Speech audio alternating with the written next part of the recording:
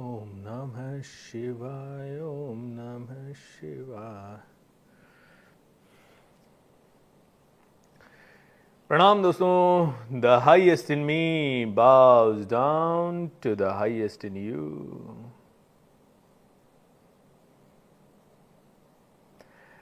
श्री कृष्णाय वासुदेवाय हरये परमात्मने प्रणतये क्लेशनाशाय गोविंदाय नमो नमः। कृष्ण कृपा हो तभी तो कृष्ण का नाम ले सकोगे, हरि का नाम ले सको, कृष्ण का नाम ले सको, तो ही तो कृष्ण कृपा हो।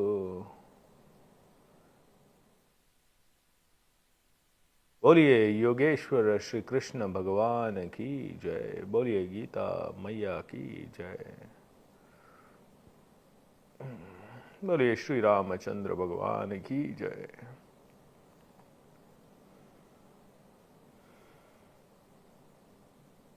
नमः पार्वती पतये हर हर Mahadev. Good morning everyone, good morning. कैसे हैं आप सभी? आज सुबह 1 घंटा पहले हम कनेक्ट हो रहे हैं। हमारे कमांडोज को तो इसकी आदत है, हमारे कई और लोग होंगे आप में से जिनको इसकी आदत है। जिनको आदत नहीं है उनके लिए तकलीफ हो सकती है। 7 year boy feels energetic when he listens to BSR song। क्या बात है साई प्रसाद जी। योगेश्वर श्री कृष्ण भगवान की जय। परम योगेश्वर महायोगेश्वर श्री कृष्ण भगवान की जय।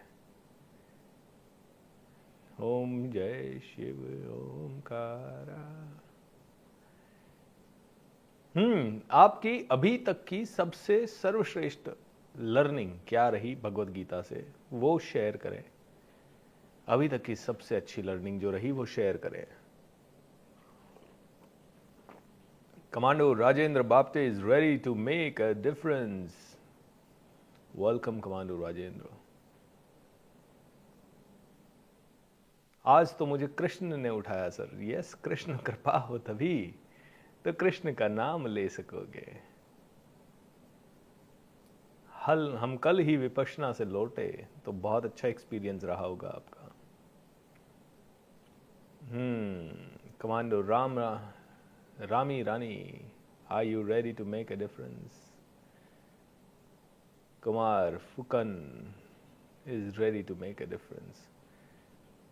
अपनी नियत कर्म को करते रहो। अपना नियत कर्म क्या? निर्धारित कर्म जो भी तुम्हारे लिए निर्धारित किया है भगवान ने, जो तुमने चूज कर लिया है या तुम्हें दे दिया गया है, उसे बहुत अच्छे से करो और भक्ति युक्त कर्म करो। अपना कर्म करते जाओ। बिल्कुल मैं हूं ही नहीं, मैं तो आत्मा हूं। ये मेरा बेस्ट लर्निंग है। Very nice. अधिकार जमाना छोड़ दिया सर। वाह, अधिकार जमाना छोड़ दिया। भगवान के दर्शन हुए। अरे वाह, मेरी तो 3 बजे ही नींद खुल गई। क्या बात है। बेस्ट लर्निंग बताइए। बेस्ट लर्निंग लाइफ में एक दिशा मिल गई। Okay, what is the best learning? जीवन में खुश रहना है बस। कर्म करो, पूरे मन से करो, निस्वार्थ भाव से कर्म करो।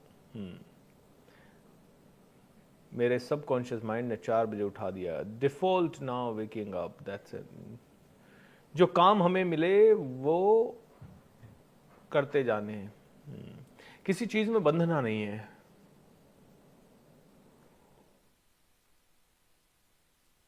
डिटैचमेंट, सब चीजों के बीच में होके भी डिटैचमेंट। डिटैचमेंट की प्रैक्टिस, डिटैचमेंट की प्रैक्टिस भगवत गीता कंटिन्यूअसली बार बार सिखाती है। आपने वो कहानी सुनी होगी ना कि सिकंदर अरस्तु यानी अरिस्टोटल से जब मिला तो अरिस्टोटल कुछ नहीं कर रहा था, आराम से बैठा हुआ था। सिकंदर ने कहा ये फकीर आराम से बैठा हुआ है। उसके पास गया, फकीर के पास, तो फकीर ने उसको देखा तक नहीं। तो वो थोड़ा अकड़ के बोला, मैं सिकंदर महान, मैं सिकंदर महान। तो बोले तो उससे क्या करूं मैं? बोले मैं सिकंदर, मैंने पूरी दुनिया जीती है। बोला दुनिया जीती होगी, थोड़ा साइड में खड़े हो जाओ। बोले क्यों? बोले सूरज की रोशनी रोक रहे हो आप मेरी। बोले साइड में खड़े हो जाओ, सूरज की रोशनी रोक रहे हो। बोले तुम्हें मुझसे डर नहीं लग रहा? बोले तुम्हें डर नहीं लग रहा? फकीर बोलता है तुम्हें डर नहीं लग रहा? बोले मुझे किससे डर लगेगा, मैंने दुनिया जीती है। अच्छा, तुम एक रेगिस्तान में हो और तुम्हें बहुत प्यास लगी है और तुम्हारे पास कुछ नहीं है, तुम मरने वाले हो, और मैं आता हूं, मेरे पास एक आधा गिलास पानी है, तो उस आधे गिलास पानी के लिए मुझे क्या दोगे? बोले मैं तुम्हें 1000 स्वर्ण मुद्राएं दूंगा। सिकंदर तू मरने वाला है और मैं नहीं दे रहा तेरे को वो पानी 1000 स्वर्ण मुद्राओं में। बोले तो मैं आधा राज्य दे दूंगा। बोले मैं नहीं दे रहा। बोले पूरा राज्य ले लेना, लेकिन मेरे को एक गिलास पानी तो दे दो। बोले सिकंदर इतनी सी कीमत है तूने जो क्रिएट किया है उसकी, जो इतना सारा तूने पूरी दुनिया जीत के आया है ना, उसकी इतनी सी कीमत है। अब हवा आने दे, अब धूप आने दे, बस इतनी सी काम कर। सिकंदर को स्ट्राइक हुआ कि वास्तव में वो जब मरने वाला था तो कहते हैं कि अब सिकंदर ही था या कोई दूसरा राजा था या कौन सी कहानी है, लेकिन कहते हैं कि जब वो मरने वाला था तो उसने कहा अपने मंत्रियों को कि जब मैं मरने वाला हूं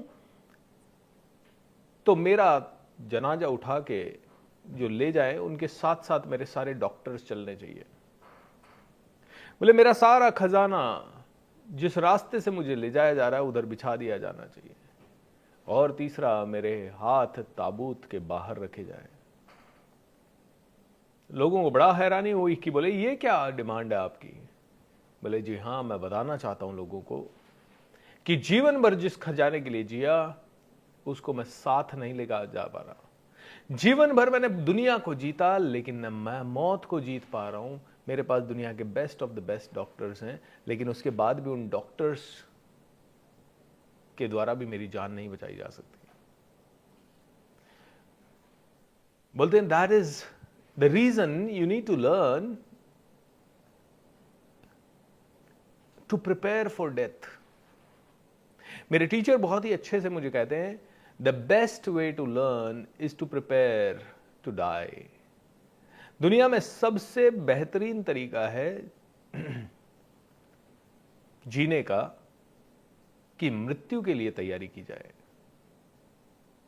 एक साधारण आदमी कहेगा मृत्यु का नाम सुबह सुबह 5 बजे उठा के मृत्यु के बारे में सुना रहे हो, मैं जा रहा हूं। तुम जा रहे हो लेकिन मृत्यु आएगी। बोले what do you mean by मृत्यु की तैयारी? मृत्यु की तैयारी का मतलब है उस समय तुम्हें दुख होगा ना, अरे मैं तो मरने वाला हूं, पोते छूट गए, पोतियां छूट गई, बेटे छूट गए, बेटियां छूट गई, संसार छूट गया, इतने साल जो किया वो सब छूट गया इधर। Oh my God, oh my God, oh my God, मैं तो मर रहा हूं, अरे कोई मुझे बचा लो, अरे बचा लो। अरे बचा लो क्या होता है? जाने वाले हो तुम, किसको बचा पाए? कौन बचा पाएगा? कौन कैसे कैसे बचा पाएगा? हाँ, मेडिकल साइंस थोड़ी और अच्छी हुई तो आपके 2-4 हजार मतलब 200-400 दिन बढ़ सकते हैं, एक आधा साल का आपका जीवन बढ़ सकता है। बोले माइकल जैक्सन मरने से डरता था और उसने 12-12 डॉक्टर्स दिन में पता नहीं कितनी बार उसका चेकअप करते थे। बोले एक एक बाल उसका रोज चेक होता था। बोलते उसने ऑर्गन फेलियर ना हो जाए कोई, इसके लिए पहले से ही ऑर्गन डोनर्स पैसा दे दे के तैयार रखे हुए थे। बोले उसका खाना लेबोरेटरी में स्पेशली टेस्ट होता था और उसको हर चीज प्रॉपर तरीके से मिलती थी, लेकिन फिर भी 56 की ईयर की उम्र में चला गया, सब कुछ यहीं छोड़ के। दुनिया का सबसे बड़ा पॉप स्टार, सबसे रईस पॉप स्टार 55 में ही चला गया, जो कि सोच रहा था कि सब कुछ करके मैं 100 तक जीऊंगा। दोस्तों भगवत गीता यही कहती है, थोड़ा डिटैचमेंट जरूरी है। क्योंकि जब मरने की तैयारी का मतलब है कि जैसे हम ट्रेन में होते हैं और हमारी सीट जो भी होती है, हम पहले से ही तैयार होते हैं कि ये सीट तो हमें छोड़नी पड़ेगी। हम ये जानते हुए सीट का आनंद लेते हैं, कभी भी उस सीट पे स्वामित्व नहीं जमाते। हम जानते हैं कि ये सीट हमारी है ही नहीं, हम जानते हैं कि थोड़ी देर बैठने के लिए जगह मिली है, बस उसके लिए हमने पैसा पे किया है, बट दैट्स इट। एंड उसी को समझने के, इसीलिए जब हम उतरते हैं ट्रेन से तो हम खुश होकर उतरते हैं। हमें हमें कोई दिक्कत नहीं होती ट्रेन से उतरने में। हम इंतज़ार करते हैं, यार स्टेशन आ रहा है, हम इंतज़ार करते हैं कि जल्दी स्टेशन आ जाए। बल्कि तो ऐसे ही कहते हैं कि मृत्यु की तैयारी, कि स्टेशन आने वाला है तो लोड ना हो, किसी तरह का कोई भय ना रहे, किसी तरह का कोई डर ना रहे, नेगेटिविटी ना रहे, किसी तरह की ऐसी भावना ना रहे, किसी के प्रति द्वेष की। कहीं ऐसा ना हो जाए कि कोई कर्म बंधन में बंध के चले जाए, क्योंकि नहीं तो वही कर्म वापस भोगने के लिए फिर आना पड़ेगा। मतलब मृत्यु लोक कहा गया है इस पृथ्वी को। कहते हैं कि जितने भी स्वर्ग के देवी देवता है वो बात यही करते हैं कि पृथ्वी पे जा रहे नहीं, मृत्यु लोक में जा रहे हैं। बोलते यहां पल पल मृत्यु है, यहां पल पल दुख है, पल पल कहीं ना कहीं चैलेंज है। अब ये पता नहीं किसने बोला कि यहां पल पल दुख है, लेकिन हम उसकी बात पे तो नहीं मानेंगे। लेकिन हम खुद देख रहे हैं ना, हर रोज कहीं ना कहीं हम, पता नहीं कई कई लोग तो हर रोज पता नहीं कितनी बार मर रहे हैं। जितनी बार आप चिंता कर रहे हो उतनी बार मर रहे हो, जितनी बार आप नेगेटिव सोच रहे हो उतनी बार मर रहे हो, जितनी बार आप गुस्सा कर रहे हो उतनी बार मर रहे हो, जितनी बार आपको कंपटीशन की भावना आ रही है, यार वो आगे निकल गए मैं तो कुछ नहीं हूं, उतनी बार आप मर रहे हो। हर पल मर रहे हो और हर पल जिंदा हो रहे हो। हर पल वापस से होप आ रही है, देखेंगे कुछ तो करेंगे, देखते हैं चलते हैं आगे। तो हर पल जिंदा हो रहे हो, जब जब आप होप में हो, जब जब आप खुशियों में हो, जब जब आप मस्ती में हो, you are living your life also. तो हर पल मर रहे हो, हर पल जिंदा हो रहे हो। तो ये जन्म मरण के दुख से, मैं कहता हूं मृत्यु के बाद क्या होगा छोड़ देते हैं, लेकिन हर रोज जो मर रहे हैं, ये हर रोज की मुक्ति चाहिए अगर, कि परमानेंट पीस रहे, मजा ही मजा आए, हर वक्त ब्लिस में रहें। कुछ मिला तो भी सिकंदर, ना मिला तो भी सिकंदर। ये बिलीफ कि मैं तो हूं राजा।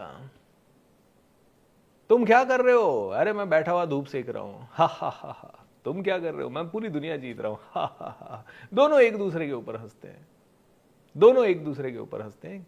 तुम क्या कर रहे हो? मैं दुनिया जीत रहा हूं। अच्छा तू दुनिया जीत लेगा? तेरी इतनी औकात है दुनिया जीतने की? है तू सच में दुनिया जीत रहा है? देखो सब मेरे आगे पीछे घूमते हैं। अच्छा वेरी गुड, देखेंगे। जो तेरे आगे पीछे घूम रहा है वो प्रेम से शायद नहीं घूम रहा है, डर से घूम रहा है तेरे आगे पीछे।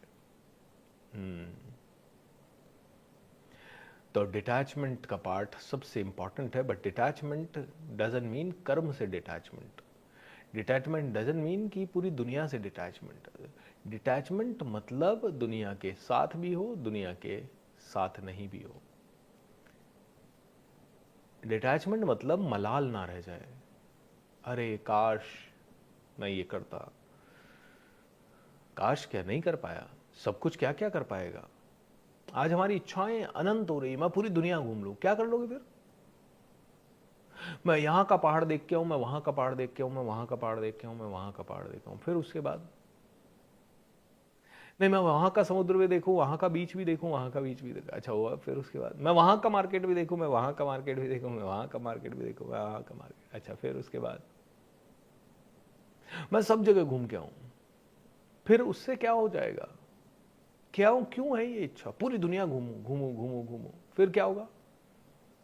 फिर एक तुम्हारी डायरी में लिखा होगा मैंने पूरी दुनिया घूमी, बस दी एंड, खत्म। फिर किसने देखा कि तुमने दुनिया घूमी कि नहीं घूमी? किसको रियल में पड़ी है कि तुमने दुनिया घूमी कि नहीं घूमी? नहीं नहीं सर मैं मतलब दिखाऊंगा ना, किसको दिखाओगे? गांव वालों को दिखाऊंगा। और फिर आधे जलेंगे, आधे जरूर कहेंगे अरे यार ये दुनिया घूम रहा है, क्या लाइफ है इसकी। फिर उसके बाद ये सुन लिया, और अब व्हाट इज दी एंड? नहीं नहीं मैं नए नए एक्सपीरियंसेस लूंगा। अच्छा क्या, कितने ले लेगा? इस दुनिया में अनंत है, अनंत एक्सपीरियंसेस है, क्या क्या एक्सपीरियंसेस ले लोगे? तुम सारा दिन भी नया एक्सपीरियंस लो तो भी जितने तुम ले पाओगे उससे कई गुना ज्यादा और एक्सपीरियंसेस बचे हुए होंगे। तुम कभी भी सारे एक्सपीरियंस ले ही नहीं पाओगे, कैसे ले लोगे? तो क्यों उस चीज में पड़े हो कि सारा खा लूं? क्या क्या खा लोगे? कितना खा लोगे? कितना खा लोगे भाई? हजारों लाखों चीजें हैं रोज बनी हुई है।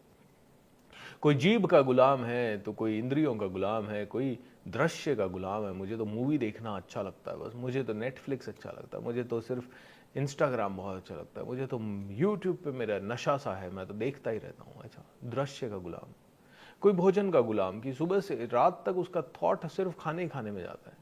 अभी क्या पड़ा है, अभी क्या खा लूं, अभी क्या खा लूं, अभी क्या खा लूं, अरे 10 बजे क्या खा लूं, 12 बजे क्या खा लूं, 1 बजे क्या खा लूं, 12 बजे 2 बजे क्या खा लूं, फल कौन सा है, मिठाई कौन सी है, फूल कौन सा है, जो खा लूं। कोई दृश्य का गुलाम, कोई कानों का गुलाम, आज क्या सुन लूं, आज क्या सुन लूं, दिन भर सुबह से गाने ही सुने जा रहा है। अरे मेरे को तो गाने सुनने में बड़ा मजा आता है, बड़ा आनंद आता है, बड़ा आनंद आनंद आनंद आता है गाने सुनने में। अच्छा, गुड, कुछ कल्याणकारी सुन लेता भाई। नहीं नहीं, मेरे को स्ट्रेस रिलीविंग लगता है।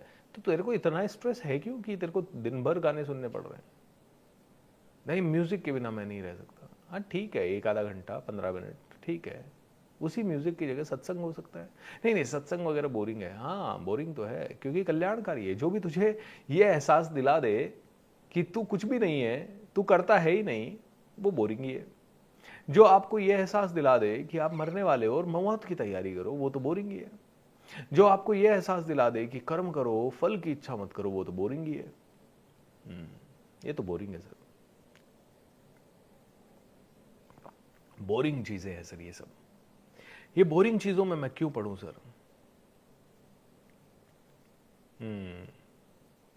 सर मेरा एक पेड सेशन है, उसको छोड़कर मैं आपका सेशन कंटिन्यू करती हूं क्योंकि मुझे आपका सेशन स्वर्ग लग रहा है। Thank you Puja ji, really appreciate. So Bhagavad Gita यही कहती है, गुलामी नहीं स्वतंत्रता को अपनाओ। कोई इंद्रियों का गुलाम तो कोई किस चीज का गुलाम, कोई किस चीज का गुलाम, तो कोई किस चीज का गुलाम, कोई किस चीज का गुलाम।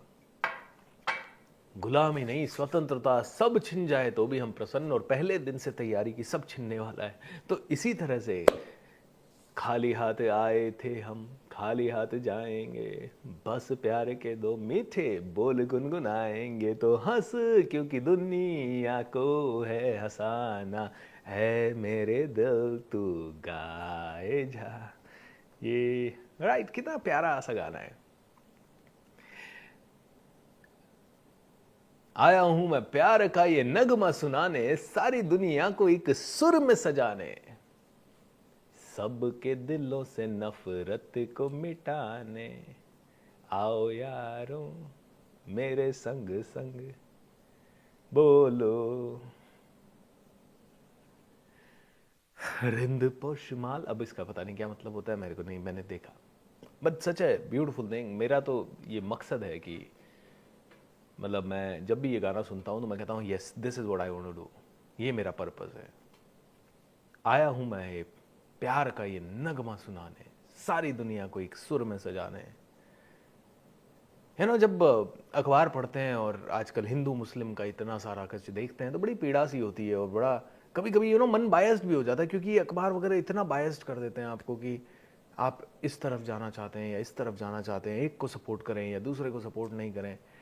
एंड डेफिनेटली अपनी अपनी सावधानियां रखें, लेकिन नफरत इतनी ज़्यादा आज से 50 साल पहले नहीं थी, ये 100 साल पहले नहीं थी ये, बट ये पता नहीं कहाँ से शुरू हुई और अब इतनी ज़्यादा फैल गई। एटलीस्ट हमारे देश में तो नहीं थी, बाकी देशों का पता नहीं। तो कह देंगे अब मस्त हो जाओ, श्री राम जय राम, मुझसे किसी भी प्राणी को भय नहीं करना चाहिए। बिल्कुल, जय जगन्नाथ जय जगन्नाथ।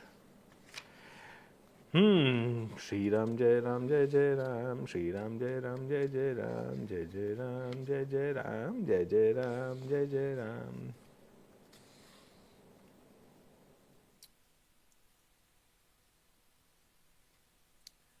तो दोस्तों अब हम आज के जबरदस्त अध्याय में चलेंगे, वो है प्रकृति के 3 गुण, सतोगुण, रजोगुण एंड तमोगुण।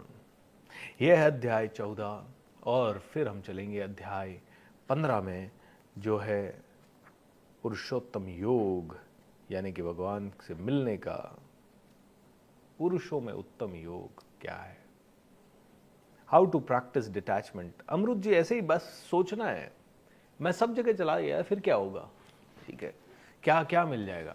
इसका मतलब ये नहीं है कि घूमना नहीं है, घूमिए, लेकिन ये जानते हुए घूमिए कि हाँ ये ठीक है, अमेरिका देख लिया कोई बात नहीं, हाँ अमेरिका अमेरिका अमेरिका, ओ मैं तो घूम के आया जी, घूम के आया जी, घूम के आया, फिर क्या, कुछ नहीं। बोले जाने का मौका मिले खुशी खुशी जाओ, लेकिन ये जानते हुए जाओ कि कुछ है नहीं, वैसे जाओ और कुछ है भी नहीं। संतोषी जीवन, संतोषी परम सुखम।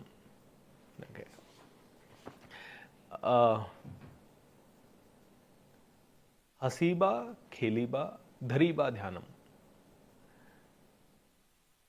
बोले जीवन का लर्निंग सबसे पावरफुल होना चाहिए, हंसो खेलो और ध्यान धरते हुए खेलो, ध्यान पूर्वक खेलो। बोले the purpose of this life, कोई कहता है पर्पस क्या है इस दुनिया का, क्या है पर्पस, क्या है पर्पस, क्या है पर्पस, बताइए जल्दी से जल्दी बताइए, कौन सा पर्पस है मेरी जिंदगी का। बोले हसीबा खेलीबा धरीबा ध्यानम। ये बहुत बड़े कोई संत थे शायद, रमन महर्षि या कोई। बोले हंसो खेलो और ध्यान में रहो, जो कर रहे हो होश पूर्वक करो, जागते हुए करो। बोले जजमेंट कर रहे हो, तुम्हें हक है जजमेंट करने का, थोड़ा एक बार जागृत होके करो जजमेंट, किसी पे कर रहे हो तो। ये आदमी ऐसा क्यों बोल रहा है, जजमेंट करने का अधिकार है। तुमने दिन भर में कितनी सारी चीजें जो बोली, वो तुम्हें होश भी नहीं है कि तुमने क्या क्या बोल दिया। तुम्हें अगर होश नहीं है तो तुम्हें बोलने का अधिकार किसने दे दिया। तुम्हें होश नहीं है तो तुम्हें कैसे जजमेंट का अधिकार मिल गया। किसी भी संत पे, किसी भी पॉलिटिशियन पे, किसी भी समाज के पुरुष पे, किसी भी रिलेटिव पे, किसी भी मित्र पे, किसी भी शत्रु पे तुम्हें जजमेंट देने का अधिकार दिया किसने। नहीं नहीं सर, वो दुनिया में आए तो कुछ तो बात करेंगे ना। क्यों भाई, बात करने की जरूरत है क्या। बोलते हैं स्पीच के 3 गेट। बोले सोक्रेटिस के पास एक आदमी गया, सुनो सुनो सुनो सुकरात, मुझे तुम्हें कुछ बात बतानी है। सुकरात ने कहा रुको। बोले क्या, जो बात तुम मुझे बताना चाहते हो क्या वो मेरे कल्याण की है। बोले नहीं, मुझे नहीं पता। बोले जो बात तुम बताना चाहते हो क्या वो तुम्हारे कल्याण की है। बोले मुझे नहीं पता। बोले जो बात तुम मुझे बताने वाले हो वो दुनिया के कल्याण की है। बोले नहीं पता। तो बोले मत बताओ, नहीं सुननी तुम्हारी बात, टाइम पास की बात है, नहीं सुननी। अरे तो खाली बैठा बैठा क्या करूं, समझ में नहीं आता। खाली बैठा बैठा है, भजन करो, सीखो, मेडिटेट करो, तल्लीनता से जो कर्म किया है वो करो। तुम्हें खाली बैठने का समय किसने दे दिया। तुम्हें जहां पहुंचना है उसके लिए कर्म करो और मस्त होके कर्म करो। बोलते महापुरुष ना किसी की निंदा करते हैं, ना किसी की निंदा में उनको रस आता है। That's the beautiful thing.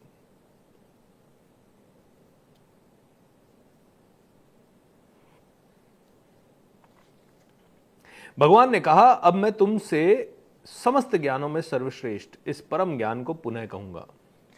तो अर्जुन, परम ज्ञान क्या है। इस ज्ञान में स्थिर होकर मनुष्य मेरे जैसी दिव्य प्रकृति को प्राप्त कर सकता है। जब आप ये तीनों प्रकृति के गुण सुनोगे तो भगवान कहते हैं कि दिव्य प्रकृति को प्राप्त होगे, क्योंकि ये तीनों गुण प्रकृति के गुण है। बोले भगवान, मनुष्य जो कर्म करता है वो करता क्यों है। बोले प्रकृति के 3 गुणों में बंध के। बोले कौन कौन से गुण है तीनों। सतोगुण, रजोगुण, तमोगुण। बोले कैसे समझाओगे, सतोगुण क्या है, रजोगुण क्या है, तमोगुण क्या है। तो एक कहानी से समझते हैं। 3 भाई होते हैं, तीनों भाई टोपी बेचने का व्यापार करते हैं, टोपी पहनाने का व्यापार करते हैं, ठीक है, यानी कि कैप्स बेचने का कार्य करते हैं। अब आपने कहानी सुनी होगी, कौन सी कहानी। टोपी बेचने एक आदमी दूसरे जंगल जाता है, मतलब दूसरे गांव जाता है। लौटते समय रास्ते में घना जंगल होता है, उसको बड़ी नींद आती है, वो एक पेड़ के नीचे सो जाता है। और पेड़ के नीचे सो जाता है तो उसके बाद क्या होता है? पेड़ के नीचे सो जाता है तो बंदर टोपी ले जाते हैं सारी की सारी। अब आपने, हमने, सबने ये कहानी सुनी है, लेकिन इसमें तमोगुण वाला व्यक्ति क्या करेगा? तमोगुण वाला व्यक्ति नींद से उठेगा, देखेगा सारी टोपियां गायब हो गई। कहां गई? अरे बंदरों ने ले ली। अब वो बहुत गुस्सा करेगा, बहुत रोएगा, बहुत चिल्लाएगा, अरे यार ये क्या चल रहा है यार। रोते रोते घर आ जाएगा, हे यार मेरी तो किस्मत ही खराब है, किस्मत को कोसेगा, मरने की सोचेगा, दारू पी लेगा, नशे में 4 दिन घर में से बाहर नहीं निकलेगा, क्योंकि तमस या नहीं तमोगुण ने उसकी बुद्धि को हर लिया है। तमोगुण वाला व्यक्ति कंप्लेनर होगा, कुछ नहीं मतलब है, कोई हेल्प नहीं करता, अच्छे कामों का कोई फल नहीं मिलता, ये सब बकवास है। दारू पिएगा, आलस करेगा, नहाएगा नहीं 4 दिन, 10-10, 11-11 बजे उठेगा, घर वालों को दुखी करेगा। तमस हो गया, तमोगुण हावी हो गया इसके ऊपर। जो रजोगुण वाला व्यक्ति है वो क्या करेगा? वो भी गया, सोया, उसकी भी टोपियां ले ली भगवान ने, मतलब बंदरों ने, सबने उसकी टोपियां ले ली। और बंदरों ने जब सबने टोपियां ले ली तो उसने कहा अब क्या करूं? तो उसने गुस्सा किया और वो पत्थर लेगा, बंदरों पे मारेगा, गुस्सा करेगा, बहुत ज्यादा अहंकार में आ जाएगा, छीना झपटी करने की कोशिश करेगा और उस प्रोसेस में वो हार जाएगा, उस प्रोसेस में वो थक जाएगा। हो सकता है उसको कुछ टोपियां वापस मिल जाए, हो सकता है उसको कुछ टोपियां वापस ना मिले, हो सकता है उसको सारी टोपियां वापस मिल जाए, लेकिन वो उस पूरे इवेंट में अप्रसन्न रहेगा। लेकिन वो लड़ेगा, वो थकेगा, ऑलराइट। और वो शायद अगले दिन कोई ना कोई उपाय सोचेगा कि बंदर आते ही उनको करंट लगाना है, या बंदर आते ही उनको ऐसा कुछ करना है। और तीसरा जो सतोगुणी व्यक्ति है वो क्या करेगा? बंदरों ने टोपी ले ली, वो दिमाग लगाएगा, प्रसन्न होगा, एंड फिर खुद की टोपी भी उतार के फेंकेगा और बंदर सारी टोपियां फेंकेंगे, हंसेगा, सारी कलेक्ट करेगा, बंदरों को बाय बाय करेगा और घर आ जाएगा। और अगर नहीं भी आई उसकी टोपियां तो भी वो परमात्मा के विधि का विधान है ऐसा सोचेगा और कहेगा जाहि विधि राखे राम ताहि विधि रहिए, और घर आ जाएगा। एक आदमी गिव अप कर देगा, दूसरा आदमी कंट्रोल करने की कोशिश करेगा, और तीसरा आदमी बुद्धि का सदुपयोग करेगा, अपने विवेक का सदुपयोग करेगा, जागृत मन का सदुपयोग करेगा। बोले ये तमोगुण, सतोगुण और रजोगुण, ये सिंपल सी तमोगुण, रजोगुण और सतोगुण, ये तीनों गुणों के अधीन तुम कार्य कर रहे हो। ये तीनों प्रकृति के तीनों गुण हैं। जब भी तुम गिव अप कर देते हो, जब भी तुम गुस्सा, आलस, प्रमाद, नेगेटिविटी, जब भी तुम बहुत ज्यादा जेलसी, बहुत ज्यादा चिंता, बहुत ज्यादा तुम कहीं ना कहीं लोगों को परेशान करने वाली बातें करने लग जाते हो, बहुत ज्यादा क्रोध करते हो, मतलब ये सब चीजें जब तुम करते हो तो कहीं ना कहीं तुम तमोगुण के प्रभाव में हो। जब तुम बहुत ज्यादा कर्म करने की कोशिश करते हो, मैं सब कंट्रोल कर लूं, इसके लिए इधर भागूं, इधर भागूं, इधर भागूं, इधर भागूं, ये अचीव कर लूं, ये हासिल कर लूं, ये कर लूं, ये कर लूं, ये कर लूं, तो तुम रजोगुण के प्रभाव में हो। और जब तुम सात्विक तरह से सोचते हो, भक्ति भाव से बैलेंस लाइफ जीने के साथ साथ कर्म करते हो, तो तुम्हारा सतोगुण का प्रभाव है। बोलते कौन सा बॉडी का पार्ट अच्छा, राइट? मान लो तुम एक्सरसाइज करने गए और इस हाथ की बहुत एक्सरसाइज की और इस हाथ की नहीं गई, चलेगा तुम्हें? नहीं। क्यों? क्योंकि यह हाथ तो मजबूत हो गया लेकिन ये कमजोर रह जाएगा। बल्कि अगर एक ही को मजबूत करने जाओगे तो बाकी पूरी बॉडी कमजोर रह जाएगी। तो तुम्हें दूसरे हाथ की भी एक्सरसाइज करनी चाहिए, यस, लेकिन दोनों हाथों की लेकिन तुमने पाँव की नहीं की, तो चलेगा तुम्हें? बिल्कुल नहीं चलेगा। क्यों नहीं चलेगा? क्योंकि जितना हाथों की एक्सरसाइज करोगे लोअर बॉडी कमजोर होती जाएगी। इसीलिए लोअर बॉडी को स्ट्रांग बनाना भी उतना ही जरूरी है। बोले बॉडी का कौन सा पार्ट सबसे ज्यादा इंपॉर्टेंट? तो कहते हैं एक बार बॉडी पार्ट्स में झगड़ा हो गया। बोले कौन सा पार्ट? मैं इंपॉर्टेंट। आंखें गए, मैं इंपॉर्टेंट सबसे। अच्छा तू इंपॉर्टेंट? कानों ने सुनना बंद कर दिया। कानों ने सुनना बंद कर दिया तो अरे नहीं मेरे बाप तू इंपॉर्टेंट। तो कान खुले तो कानों ने कहा हाँ तू भी इंपॉर्टेंट है, आंखें भी इंपॉर्टेंट। लेकिन मुंह ने खुलना बंद कर दिया, अरे नहीं नहीं मुंह भी इंपॉर्टेंट। ये तीनों हुआ तो बोलते हैं कि यार दोनों हाथ इंपॉर्टेंट, दोनों हाथों ने काम करना बंद कर दिया। तो कहते हैं धीरे धीरे पता लगा कि बॉडी का हर एक पार्ट इक्वली इंपॉर्टेंट है। जो हमें दिख रहा है वो भी और जो हमें नहीं दिख रहा वो भी, दोनों ही इक्वली इंपॉर्टेंट है। और जब सभी चीजें इक्वली इंपॉर्टेंट है तो इसका मतलब क्या है? बॉडी में शूद्र अंग भी, जिनको शायद हम बिल्कुल भी वैल्यू नहीं करते, जिनको हम बहुत ज्यादा घृणित तरीके से देखते हैं, वो भी उतने ही इंपॉर्टेंट है। ऑलराइट, बोले वो भी उतने ही इंपॉर्टेंट है। तो सारे के सारे अंग जब इंपॉर्टेंट है तो फिर कौन किससे नफरत करें। ऑलराइट, वैसे देखा जाए तो गुरुदेव गोयनका जी कहते हैं विपश्यना में, बोले क्या तुम शरीर शरीर करते हो, बोले ये शरीर पे से चमड़ी हटा के तो देखो, बोले चमड़ी हटा के तो देखो, अंदर जो दिखेगा तुम उसको देखना भी पसंद नहीं करोगे। बोले ये शरीर तो तुम्हारा किसका गंदगी का पुंज है कि इसको तुम देखना, इसके अंदर मुंह में हाथ अंगुली डालो, तुम्हें बिल्कुल उस मुंह वाली अंगुली को तुम देखना भी पसंद नहीं करोगे। बोले कि यार क्या चल रहा है ये शरीर के अंदर, तुम कुछ भी देखना जाओ तो तुम्हें बहुत ही घृणित सा लगेगा। You would not like to see anybody's open body. तो बोले ये गंदगी का बुदबुदा है, ये शरीर तो गंदगी का पुंज है और तुम इससे इतना अटैचमेंट कर रहे हो। कहते हैं अंदर बहुत सारी चीजें गलत है, लेकिन फिर भी सारी चीजें इंपॉर्टेंट है। और जब ऐसे ही समाज में बहुत सारी चीजें गलत है, आसपास की दुनिया में बहुत सारी चीजें गलत है क्या, बट क्या इक्वली इंपॉर्टेंट है? यस। क्या दुख इक्वली इंपॉर्टेंट है? यस। क्या सुख इक्वली इंपॉर्टेंट है? यस। क्या अच्छी सिचुएशन इंपॉर्टेंट है? यस। क्या बुरी सिचुएशन इंपॉर्टेंट है? यस। अच्छे आदमी को दुख क्यों मिलता है? ताकि अच्छा आदमी उस दुख के अंदर कहीं ना कहीं परमात्मा को ज्यादा ध्यान करता है। बोलते परमात्मा तुम्हें ज्यादा दुख दे रहा है, मतलब तुम परमात्मा ने तुम्हारे सारे बुरे कर्मों को जल्दी जल्दी काटने का निर्णय ले लिया ताकि तुम जल्दी परमात्मा के पास आ जाओ। लेकिन तुम तो परमात्मा के पास आने से ही बहुत ज्यादा डरते हो, बहुत ज्यादा डरते हैं। बोले बहुत जोर जोर से लाउड स्पीकर लगा के, बहुत जोर जोर से डीजे बजा के तुम पुकार रहे हो भगवान भगवान भगवान। बोले जिस दिन भगवान ने होले से पुकार लिया ना, उस दिन हिल जाओगे उस दिन हिल जाओगे। तो बड़ी इंटरेस्टिंग चीजें हैं। ए भरतपुत्र, ब्रह्म नामक समग्र भौतिक वस्तु जन्म का स्रोत है और मैं इसी ब्रह्म का गर्भस्थ करता हूं। इससे समस्त जीवों का जन्म संभव होता है। हे कुंती पुत्र, तुम ये समझ लो कि समस्त प्रकार के जीव योनियां इस भौतिक प्रकृति में जन्म तथा संभव है और मैं उनका बीज प्रदाता पिता हूं। तो बीज कौन है? परमपिता परमेश्वर। और बीज परमपिता परमेश्वर है, इसीलिए हमें हर चीज में प्रकृति के 3 गुणों का ध्यान रखना चाहिए। तो प्रकृति के 3 गुण के बारे में बहुत विशेष चर्चा यहां है। बोलते भोजन कर रहा है एक व्यक्ति, तो भोजन कर रहा है तो सतोगुण, रजोगुण, तमोगुण वाला व्यक्ति है। तमोगुण वाला व्यक्ति भोजन में कमी निकालता है, यह बेकार है, ये मेरे हाथ हिसाब से नहीं है, ये बहुत ही अच्छा है। वो तमोगुण वाला तो बस उसी में लिप्त हो जाता है। रजोगुण वाला कहेगा और अच्छा भोजन कहाँ से मिलेगा, और अच्छा कैसे मिलेगा, वो और अच्छे की तरफ जाएगा और थोड़ा भी बेकार लगा तो उसको छोड़ देगा। तमोगुण वाला तो बहुत ही सड़ा गला भोजन, पिज्ज़ा बर्गर ये वो कोल्ड कोक, मतलब बहुत ही अलग लेवल का भोजन करेगा।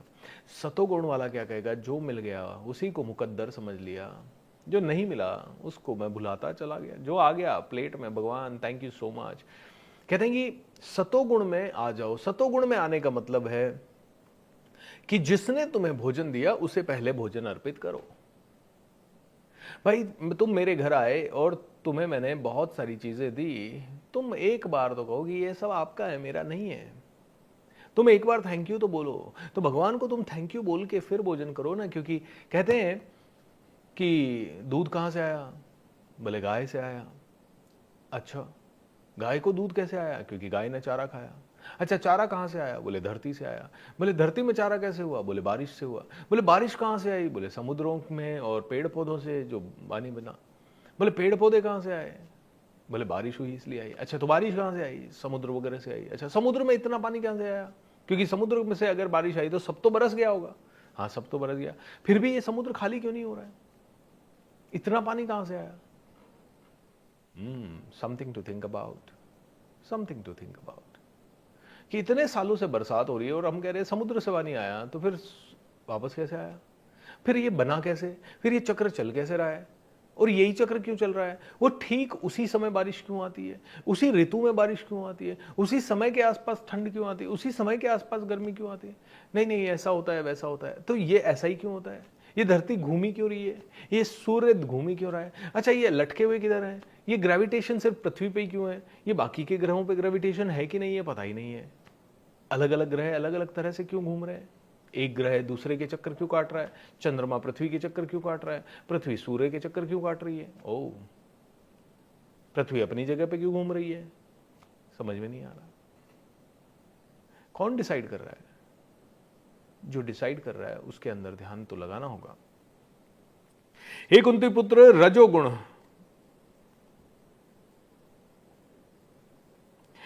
तो यहां से शुरू करते हैं। भौतिक प्रकृति के 3 गुणों से युक्त हैं। ये हैं सतो, रजो तथा तमो। हे महाबाहु अर्जुन, जब शाश्वत जीव प्रकृति के संसर्ग में आता है तो वह इन गुणों से बंध जाता है। सतो गुण अन्य गुणों की अपेक्षा अधिक शुद्ध होने के कारण प्रकाश प्रदान करने वाला और मनुष्यों को सारे पाप कर्मों से मुक्ति प्रदान करने वाला है। जो लोग इस गुणों में स्थित होते हैं वह सुख तथा ज्ञान के भाव में बंध जाते हैं। सारे दुखों से मुक्त करने वाला, सारे पाप कर्मों से मुक्त करने वाला आपका सतो गुण है। ओके, और जो ये करता है वो मस्त स्वतंत्रता को अनुभव करता है। छोड़ देते हैं भवसागर से दूर जाना, संसार से दूर जाना। आप खुद देखो, जैसे ही आप किसी की सेवा कर देते हो, आहा, खुद के ऊपर मुस्कुराहट आ जाती है। जैसे ही आप किसी दीन दुखी का सहारा बनते हो, यू फील लाइक आहा, मैंने कुछ किया। जैसे ही लोगों ने कोविड के अंदर कहा कि मैंने ना खाना बांटा, किसी ने कहा मैंने दवाइयां बांटी, आहा, मुस्कुराहट ही मुस्कुराहट। किसी ने, लोगों ने बड़े चाव से, फिर लोग इसके बारे में चर्चा करते हैं, बताते हैं, दे फील वेरी गुड, मैंने ये किया। जब भी जानबूझ के या अनजाने में तुम सतोगुण का उपयोग करोगे, you will feel ultimate happiness, ultimate happiness, ultimate happiness. दोस्तों, मेरा मैजिक ऑफ थिंकिंग रिच मैं करता हूं, इतनी खुशी होती है ना हमें इस महीने में। हम बाकी के महीनों से शायद कम पैसा कमाते हैं, लेकिन ये सुबह और शाम हमें भी पता है, 1 महीना हम दे रहे हैं। पहले दिन हमारे पास 3000 लोग जुड़े होते हैं। अब जैसे आज 5 बजे का किया है तो कई लोग नहीं आए अभी। 3000 3,500 लोग आते हैं अदरवाइज भगवत गीता के इस सेशन में। अभी 1550-1600 लोग ही हैं। हमें पता है लोग आएंगे नहीं आएंगे, कोई थोड़ा सुनेगा, कोई पूरा सुनेगा, कोई नहीं सुनेगा। It's all right. लेकिन हमें इतनी खुशी होती है ना, ये पूरा महीना मेरी एनर्जी ऐसी होती है। मैं कल ही किसी को, मेरे कोच है, उनका मैसेज आया, हाउ यू डूइंग। मैंने उनको बोला, मैंने कहा मैं I am living as per your teachings. मैंने कहा मैं कंप्लेन फ्री जिंदगी जी रहा हूँ, मैं मस्त होकर जिंदगी जी रहा हूँ, मैं बिना लोड के जिंदगी जी रहा हूँ, और मेरा आपकी कृपा से सब काम हो रहा है। करते हो तुम कन्हैया, मेरा नाम हो रहा है। मुझे नहीं पता कौन करवा रहा है मुझसे, मजा आता है बस। क्यों करते हैं? कई लोग मुझसे पूछते पागल हो गए। सच बता रहा हूं, आप ट्रेनिंग इंडस्ट्री में किसी भी ट्रेनर के साथ बैठ जाओगे, वो कहेगा पागल है भी है सर, बोलते हैं बेवकूफ है, इतनी ऑडियंस इसके पास आती है फिर भी बेचता नहीं है कुछ ज्यादा अग्रेसिवली। बेचना चाहिए इसको। अरे सर बेचो ना, इतने ऑडियंस आते हैं सर। सर आज का जमाना ऐसा है कि आज आपने, किसी ने, कोई आपके सामने आया, बेच लो, जल्दी से जल्दी बेचोगे तो ही आपका रेवेन्यू साइकिल घूमेगा सर। और हमें भी पता है ये कोविड का, आप मेरा पूरा समय देखते हैं या कोई भी समय पिछले 5-6 सालों का, तो हमने भी यही किया। 1 घंटे मार्केटिंग की, 2000 लोग हमारे सामने आए, 1 घंटा वैल्यू दी, दूसरे घंटे में तो सेल किया प्रोग्राम, एंड 5 लाख रुपए अकाउंट में लेके सो गए। कभी 10 लाख रुपए, एक बार तो 1 घंटे में 60-70 लाख रुपए लेके मैं आराम से मस्त एंजॉय 1 घंटे में।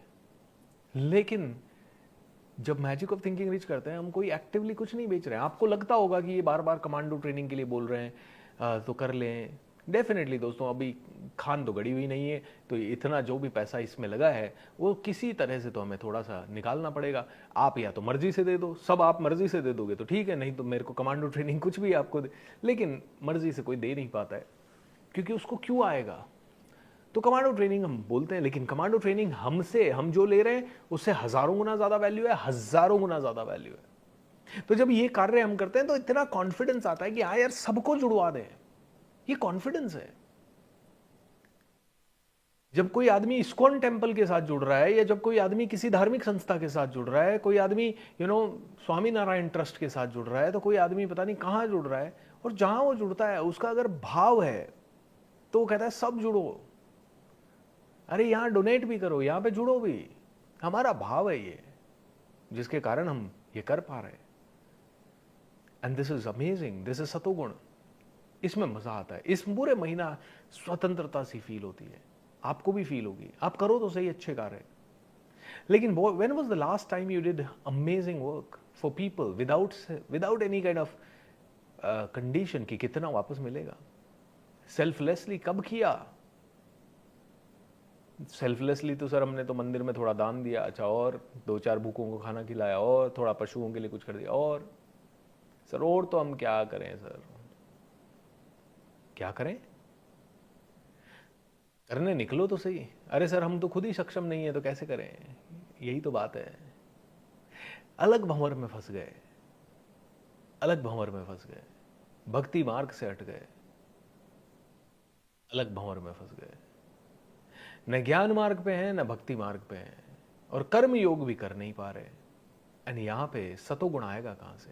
सबसे मुक्त करने वाली चीज की तरफ तो हम जा ही नहीं रहे। कोई ऐसा व्यक्ति मिल जाए जो कहे, मेरे से बड़े दुखी है लोग, कई लोग मेरे साथ जुड़ते हैं, वो सोचते हैं बीएसआर के साथ मिलेंगे बहुत पैसा कमाएंगे, बट बीएसआर का बिजनेस मॉडल ही बिल्कुल सरल सा है, देते जाओ देते जाओ देते जाओ, फिर थोड़ा सा जरूर ले लो।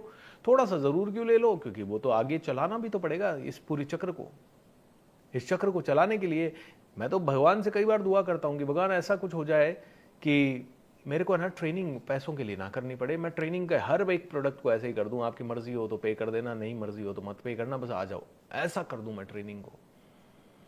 और मैं बढ़ रहा हूं धीरे धीरे उस रास्ते पे। मेरे काफी सारे प्रोग्राम्स तो मैं ऐसे ही दे देता हूं लोगों को, एंड लोग कई कहते हैं सर सब फ्री। कल ही एक बंदे का मैसेज आया, सर सब फ्री दे दोगे फिर कमाओगे कैसे? क्योंकि उनको जो पता चला कि मैंने मेरा मैनिफेस्टेशन रिट्रीट 2 दिन का प्रोग्राम लोगों को कह दिया है कि अरे मैं कोई चार्ज नहीं कर रहा, आपको जो मर्जी है वो दे के आ जाओ, बस एक छोटा सा नॉमिनल चार्ज इसलिए दे दो ताकि हमें पता रहे कि आप आ रहे हो और हम आपके लिए प्रसाद की व्यवस्था, इतना सा है, बैठने की व्यवस्था कर सके, हमें पता रहे। बोले सर सब फ्री दे दोगे तो कमाओगे कैसे? सर खाओगे क्या? अब है तो 2-4 प्रोग्राम तो करने पड़ेंगे मुझे जहां पे मैं पैसे चार्ज करूं, लेकिन बाकी धीरे धीरे आप देखना, धीरे धीरे आ रहा हूं जब सब बांट के जाएंगे, कुछ लेके नहीं जाएंगे, जितना सीखा है सब खाली करके जाएंगे, क्योंकि ये सतोगुण का प्रभाव है। हे कुंती पुत्र, रजोगुण की उत्पत्ति असीम आकांक्षाओं तथा तृष्णाओं से होती है, और इसी के कारण से ये देहदारी जीव सकाम कर्मों में बनता है। जितने भी हम सकाम कर्म कर रहे हैं ये रजोगुण का प्रभाव है। मुझे विदेश यात्रा करनी है, मुझे पैसे चाहिए, मुझे आगे बढ़ना है, मुझे घर बनाना है, मुझे घर में एसी लगाना है, कूलर लगाना है, बाथ टब लगाना है, मुझे स्विमिंग पूल चाहिए, मेरे बच्चों को इस स्कूल में भेजना है, उस स्कूल में भेजना है। ये सारे कर्म अच्छे कर्म है, कोई दिक्कत नहीं है इन कर्मों में, लेकिन एक ही चैलेंज है इनमें कि ये सकाम कर्म है। ये सारे तुम्हें बांधेंगे, ये सब तुम्हें एक भंवर में ले जाएंगे जहां कभी तो तुम एक्साइटेड हो, कभी तुम दुखी हो, कभी तुम गुस्से में हो, कभी तुम बहुत ज्यादा चिंतित हो, कभी तुम, तो ये सारा भंवर चलता रहेगा। चिंता, दुख, टेंशन, प्रॉब्लम, थकावट, रुकावट, ईगो, स्ट्रेस से आने वाली बीमारियां, घरों में झगड़े, प्रॉब्लम्स, अशांति, नेगेटिविटी, षड्यंत्र, मारकाट वाली प्रतियोगिता और कंपटीशन, अननेसेसरी कंपटीशन। बोले ये सब सतोगुण, ये रजोगुण का प्रभाव है। ये भी मिल जाए, ये भी मिल जाए, असीम आकांक्षाएं हर जगह, बस भोक्ता भाव, भोक्ता भाव, भोक्ता भाव, हर चीज भोग लूं, नहीं भोगूं तो चिंतित, नहीं भोगूं तो गुस्सा, नहीं भोगूं तो जेलसी, नहीं भोगूं तो प्रॉब्लम, नहीं मिला तो ये इशू, नहीं मिला तो वो इशू, और इन सब के कारण एक भंवर में तुम पड़े हो जहां सब चीजें, तुम स्वस्थ हो लेकिन तुम बीमार हो। तुम अगर चिंतित कर रहे हो तो तुम मत सोचो कि तुम्हारी बॉडी में सारे टेस्ट नॉर्मल आ गए तो तुम स्वस्थ हो। अरे नहीं, तुम चिंता कर रहे हो मतलब तुम्हारा माइंड स्वस्थ नहीं है। तुम बहुत ज्यादा डर रहे हो मतलब तुम्हारा मन स्वस्थ नहीं है। शरीर की बीमारी ही बीमारी नहीं होती, मानसिक रोग भी मानसिक रोग होता है। अनफॉर्चुनेटली भारत में अभी तक मानसिक रोगी को मानसिक रोगी माना नहीं जा रहा है। जब तक आदमी पूरा पागल नहीं हो जाता कि भाई एक भी हरकत उसकी सेन नहीं है, तब तक हम पागल खाने में नहीं जाते। अदरवाइज तो मानसिक रोगी हर आदमी है। जो ज्यादा चिंता कर रहा है वो मानसिक रोगी, बहुत ज्यादा जेलसी कर रहा है वो मानसिक रोगी, जो बहुत ज्यादा गुस्सा कर रहा है वो मानसिक रोगी, जो बहुत बहुत ज्यादा ईगो में है वो मानसिक रोगी, भयंकर मानसिक रोगी। वो मानता नहीं है कि मैं रोगी हूं, लेकिन वो है भयंकर रूप से मानसिक रोगी, भयंकर रूप से मानसिक रोगी है। बोलते हैं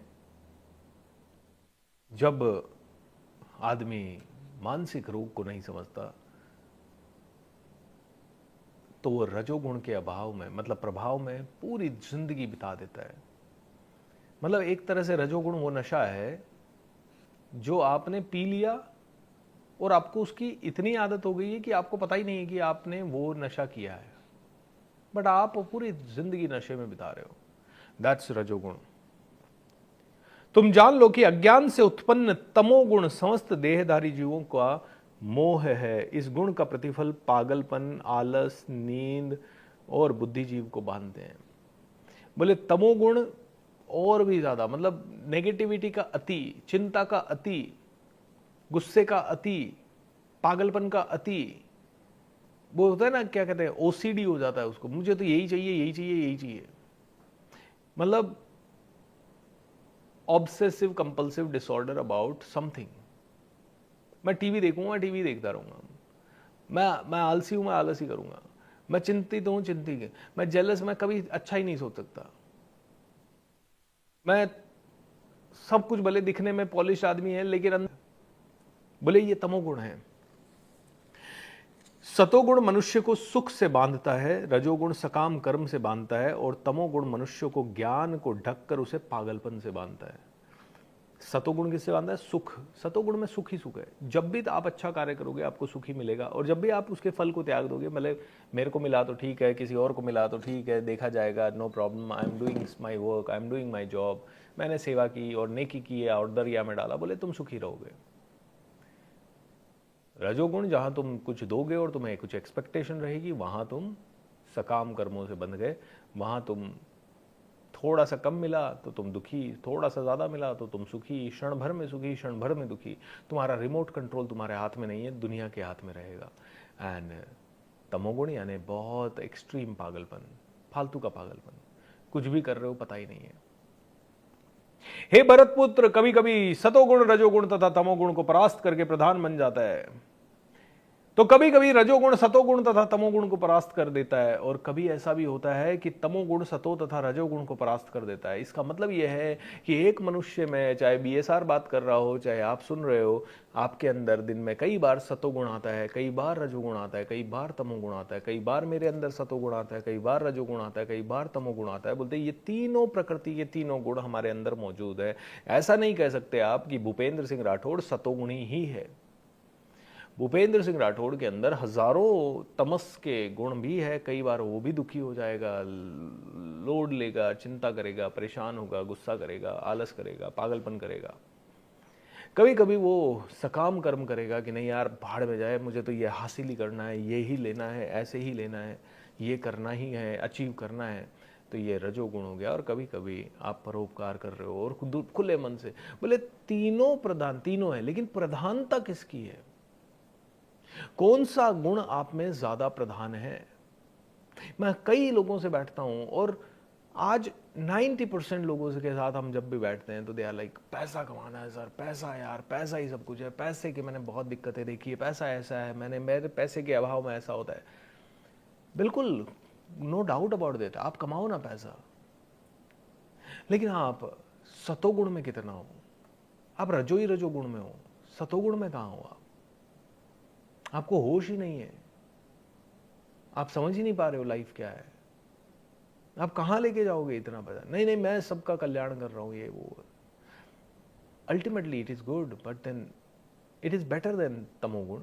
आप तमोगुणी लोगों से बहुत अच्छे हो जो सिर्फ कंप्लेन ही कर रहे हैं। तमोगुणी कौन है? मुझे पैसा चाहिए, पैसा चाहिए, लेकिन उसका एक भी एक्शन उसके कंट्रोल में नहीं है। वो लेट उठेगा, वो आलस करेगा, वो जेलसी रखेगा, वो पढ़ाई नहीं करेगा, वो नेगेटिव रहेगा, वो दूसरों के बारे में 50 बातें बोलेगा, ज्ञानी बनने की कोशिश करेगा, दिन भर न्यूज से चिपका रहेगा, दिन भर कुछ भी करता रहेगा और बोलेगा मुझे तो करोड़ों चाहिए। अरे एक एक्शन तो कर ले जो तेरे को करोड़ों की तरफ ले जाए, एक एक्शन तो कर ले। तेरे तमस से भरा हुआ है, रजोगुण वाला मुझे मिल जाए, मुझे मिल जाए, मुझे मिल जाए, और दिन भर वो एक्शन करेगा मुझे मिल जाए, लेकिन वो भी अलाइंड नहीं है। सतोगुण वाला यार वो जानता है कि मुझे बिजनेस करना है ना, तो मेरे कस्टमर को खुशी देनी है यार, बस तो मेरे कस्टमर को हाईएस्ट लेवल की खुशी दे दूं, ये सतोगुण है। बिजनेस भी करना है तो सतोगुण से करना है। और सतोगुण से करने का मतलब क्या है यार, मेरा रेस्टोरेंट है ना, जो आदमी आए ना वो इतना खुश होके जाए, बस मजा आ जाए उसको। उसको वो खाना मिलना चाहिए जो मेरे बच्चे को मिलेगा, उसको वो खाना मिलना चाहिए, उसमें वही मसाले डलने चाहिए जो मैं खुद खाता हूं, और मेरे हर एक कस्टमर को प्यार से मैं ट्रीट करूं, और उसके चेहरे पे खुशी जाए, भले वो 2 रुपए कम देके जाए लेकिन खुशी लेके जाए। ये हो गया सतोगुण वाला रेस्टोरेंट।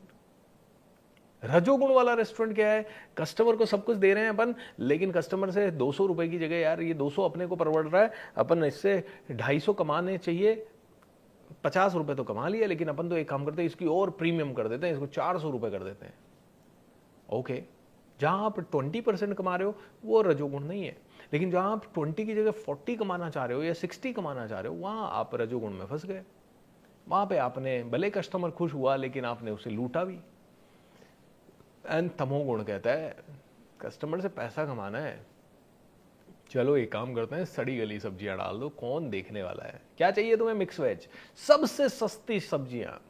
मेरे कमांडो है हमारे, और उन्होंने एक रेस्टोरेंट खोल रखा है। मैं उड़ीसा गया तो उनके रेस्टोरेंट में उन्होंने मुझे खाना खिलाया, और बातें करते करते बोले सर इस रेस्टोरेंट बिजनेस में ना 60-70% प्रॉफिट है सर, ये मुझे अभी समझ में आया है, कभी कभी तो 90% प्रॉफिट होता है सर। मैंने कहा कैसे? बोले सर है ना, आप लोग जो सब्जियां खरीदते हो ना, वो सब्जियां मान लो आपको 50 रुपए किलो मिली है। बोले हम लोग जो सब्जियां खरीदते हैं ना, अब वो जो सारी ताज़ा सब्जियां बिकने के बाद जो बचती है, वो सब्जी करीब कभी 10 रुपए किलो में मिल जाती है, कभी 20 रुपए किलो में मिल जाती है, वो सब्जियां हम लोग लाते हैं। सर किसने देखा, काट पीट के सब डल जाता है सर अंदर, ऑलराइट, एंड वो वाली सब्जियों से, क्योंकि सर ये प्रॉफिट में अदरवाइज लाएगा ही नहीं बिजनेस, ऐसे ही करना पड़ता है सर। सर मैं नहीं करता, लेकिन खैर वो हमारे कमांडो है तो काफ़ी कुछ फॉलो करते हैं, लेकिन वो कहते हैं सर कभी कभी करना भी पड़ता है। तो ये रजोगुण है, जहाँ पे तुम सड़ा गला दूसरों को खिला रहे हो और तुम उससे चार्ज कर रहे हो वही 200 रुपये 250 रुपये, now that is not right. तो सतोगुण सुख से बांधता है, रजोगुण सकाम कर्म से बांधता है, और तमोगुण मनुष्यों के ज्ञान को ढक देता है। हे भरत पुत्र, कभी कभी सतोगुण हावी होता है, कभी कभी रजोगुण, और कभी कभी तमोगुण। सतोगुण की अभिव्यक्ति तो कभी अनुभव किया जा सकता है जब शरीर के सारे द्वार ज्ञान के द्वारा प्रकाशित हो। सतोगुण आ ही नहीं सकता जब तक आप ये भगवत गीता का ज्ञान ना सुनो, जब तक आप इस तरह के प्रवचन ना सुनो, जब तक आप इस तरह की बुद्धि को अपने अंदर नहीं लगाओ, तब तक आ ही नहीं सकता सतोगुण। तब तक आपका यही चलता रहेगा, आप इसको चीट कर लो, इससे फ़ायदा उठा लो, इसको बदनाम कर दो। आप थोड़ा सा आपका किसी ने बुरा कर दिया, आप तुरंत एक बदले की भावना से भर जाते हो, मैं इसको दिखाऊंगा, अब मैं इसको समझाऊंगा। ये कौन सा है? ये तमोगुण है, ये अहंकार की पराकाष्ठा है। हासिल कुछ होगा नहीं उसको करने से, नहीं तो सर लेकिन जिसने बहुत बुरा किया है तो उसको तो दिखाना पड़ेगा। दिखाओ, कोई दिक्कत नहीं है, लेकिन वैसे दिखाओ जैसे अर्जुन दिखा रहा है।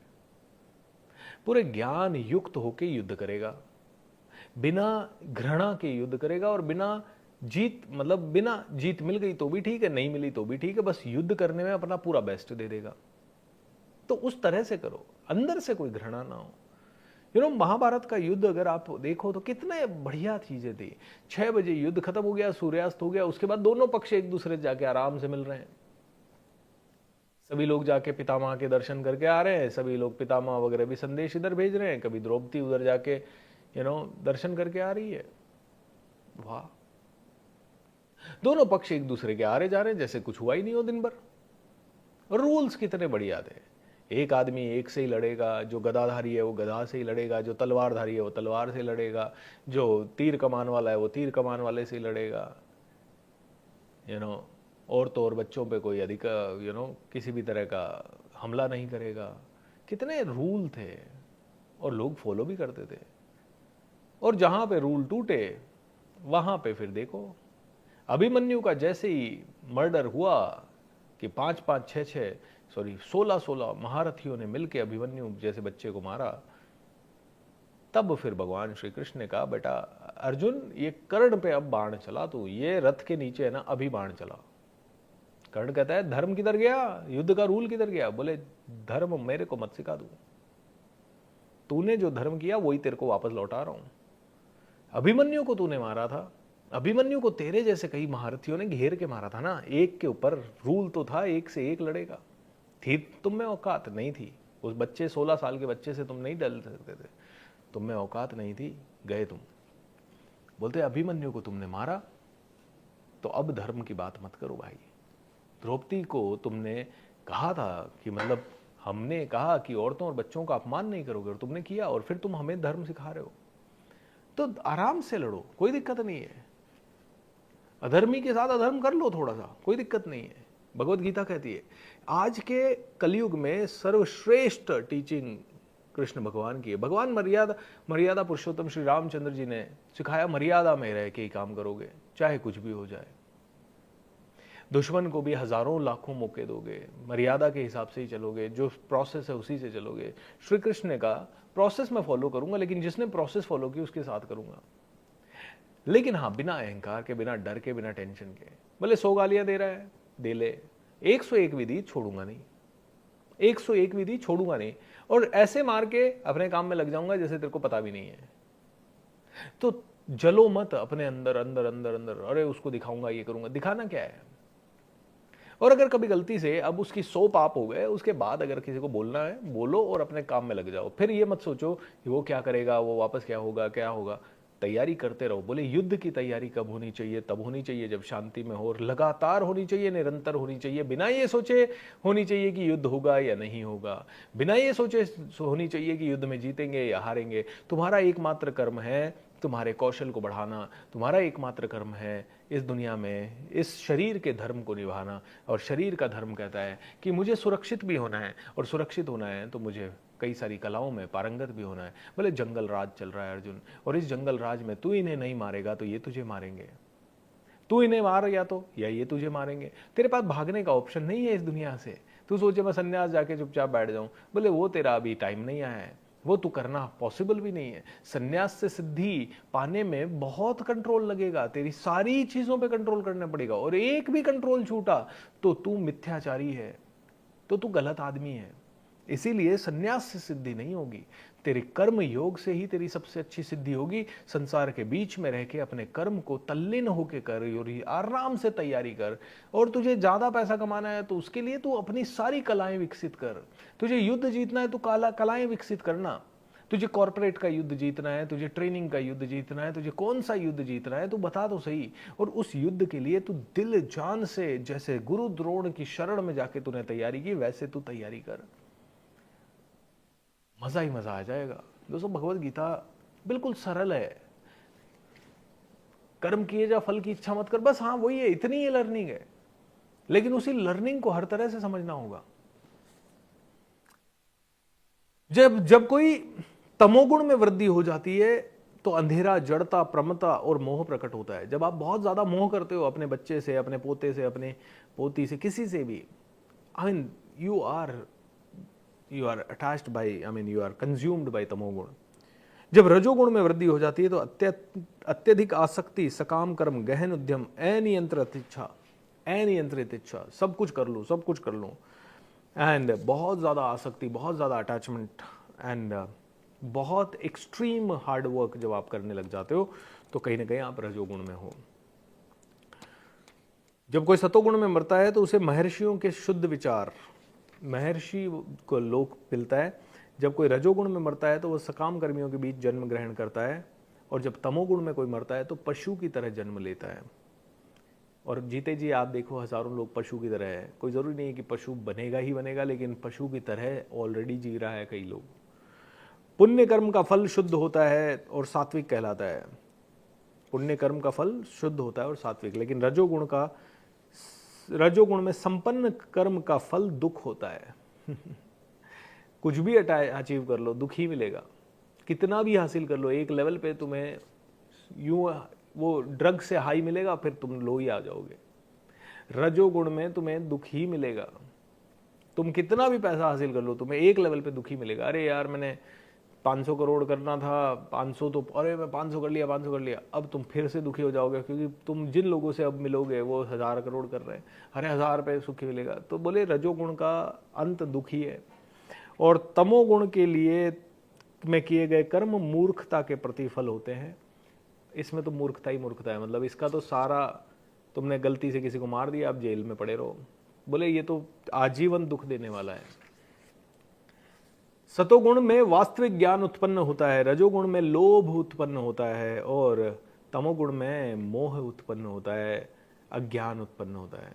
सतोगुण में ज्ञान उत्पन्न होता है, आपको पता लग जाता है, हाँ ये मेरे सामने जो इंसान है ये भी ईश्वर का ही रूप है, ये भी आत्मा है।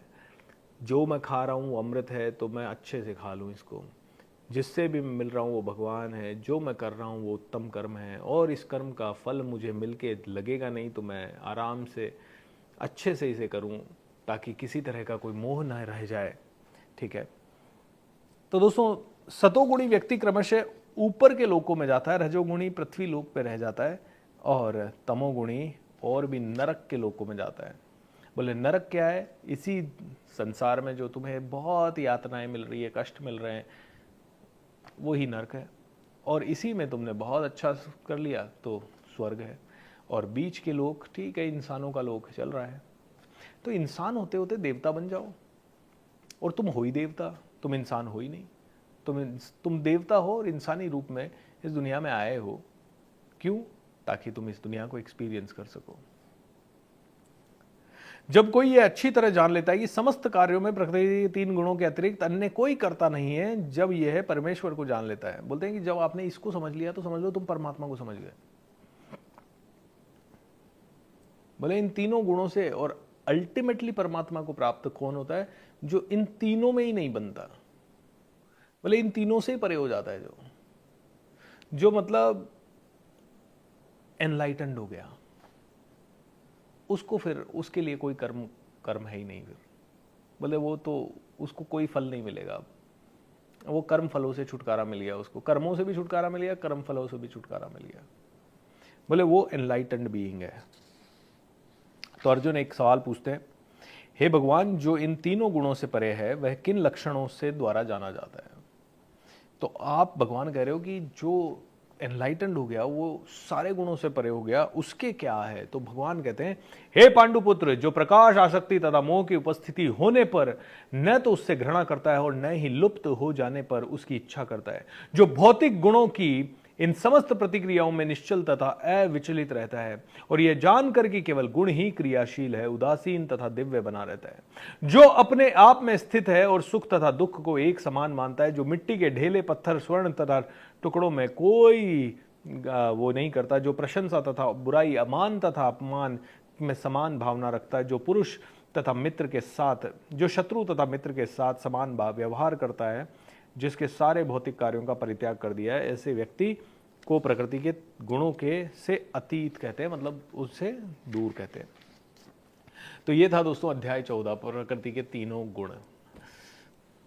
बोलिए योगेश्वर श्री कृष्ण भगवान की जय। How do you feel? How do you feel? What do you feel? What is your take? अभी 15वां अध्याय भी करेंगे हम अभी, है ना?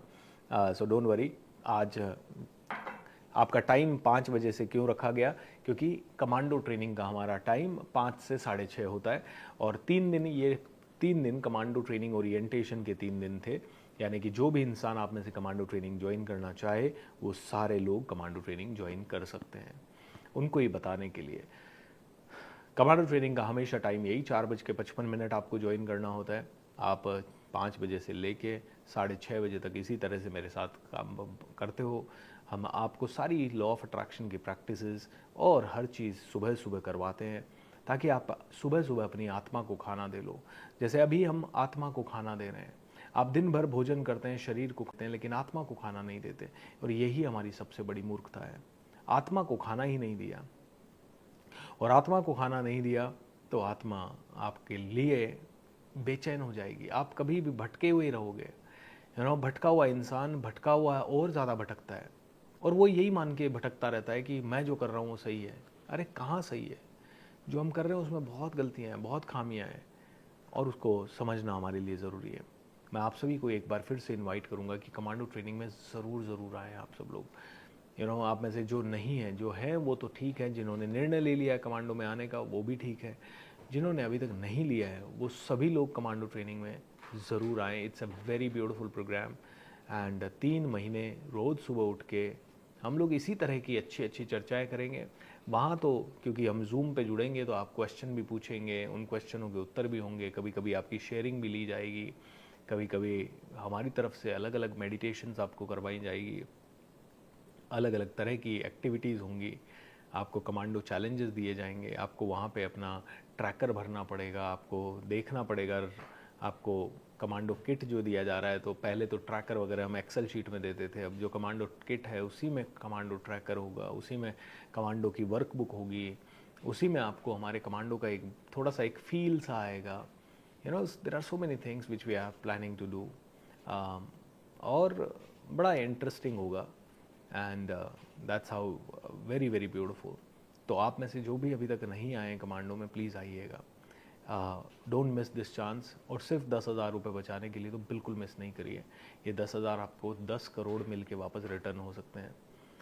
सुबह उठने के फ़ायदे और सुबह इस तरह की आत्मा को खाना देने के फ़ायदे क्या हो सकते हैं वो आप नहीं जानते।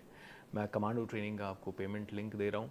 अगले 3 दिनों में मैं रोज़ 5 मिनट ज़रूर बात करूँगा कमांडो ट्रेनिंग पे, लेकिन आपको इसको अदरवाइज़ नहीं लेना है कि मैं कुछ बेचने की कोशिश कर रहा हूँ। अगर आपको एक पल भी ऐसा लगे कि मैं बेचने की कोशिश कर रहा हूँ तो बिल्कुल नहीं आना है, क्योंकि बिना ट्रस्ट के तो आके कुछ कर भी नहीं पाओगे, पूरा कंप्लीट भी नहीं कर पाओगे।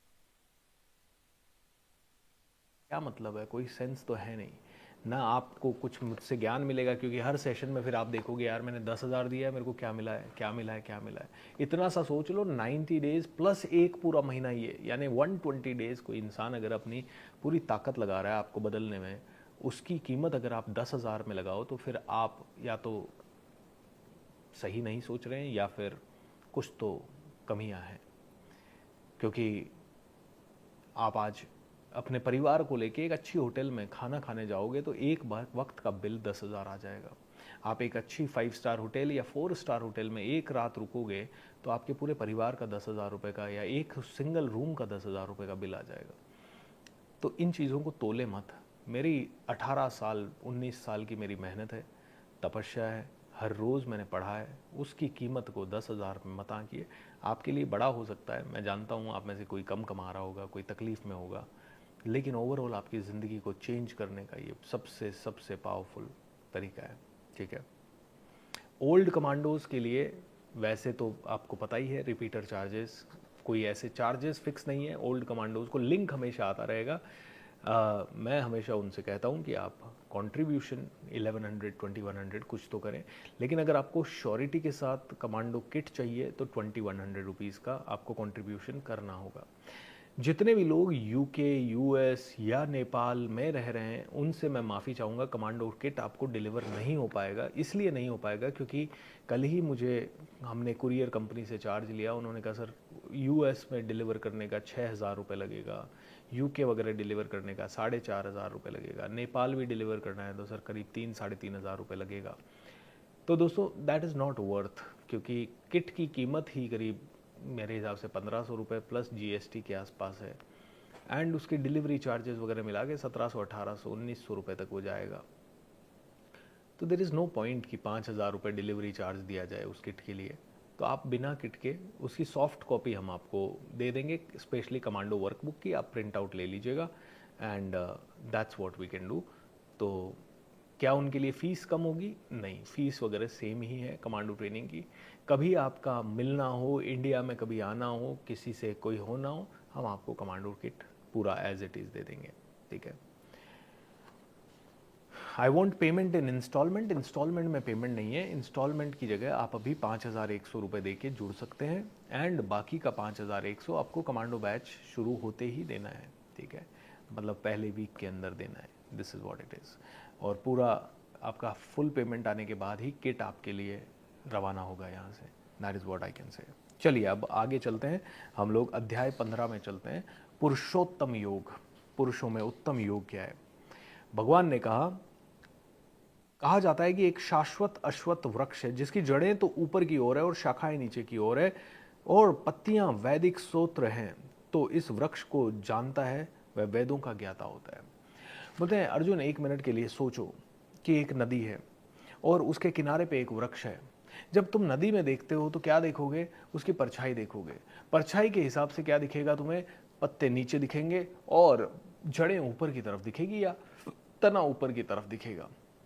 बोले जब भी मान लो एक वृक्ष है ऐसा जिसके पत्ते नीचे हैं और जड़ें ऊपर की तरफ है, अब क्या होने वाला है? अब तुम पत्तों को सींच रहे हो, तो क्या कभी भी उस वृक्ष की वृद्धि हो पाएगी? बोले नहीं। बोले भगवत प्राप्ति भी इसी तरह से है। तुम उस नदी में कूद के फलों को खाना चाहो, तुम दिन भर उस नदी के अंदर प्रयास कर रहे हो कि मैं फलों को तोड़ लूं क्योंकि तुम्हें वहां पे उल्टा वृक्ष दिखाई दे रहा है, तो तुम कभी भी नहीं तोड़ पाओगे, बल्कि तुम भटक जाओगे, तुम डूब जाओगे। बोले ऐसा ही हम इल्यूजन में हैं, पूरी दुनिया इल्यूजन में है। उनको लग रहा है जो सब चीजें दिख रही है यही सब है, ये माया का प्रभाव है अर्जुन, और ये माया के प्रभाव में सब कुछ ढका हुआ है, ये सब कुछ ढका हुआ है। इस माया के प्रभाव को हटाना हर आदमी के लिए पॉसिबल नहीं है। उसका तो एकमात्र तरीका है ज्ञान मार्ग, भक्ति मार्ग, सेवा मार्ग, कर्मयोग।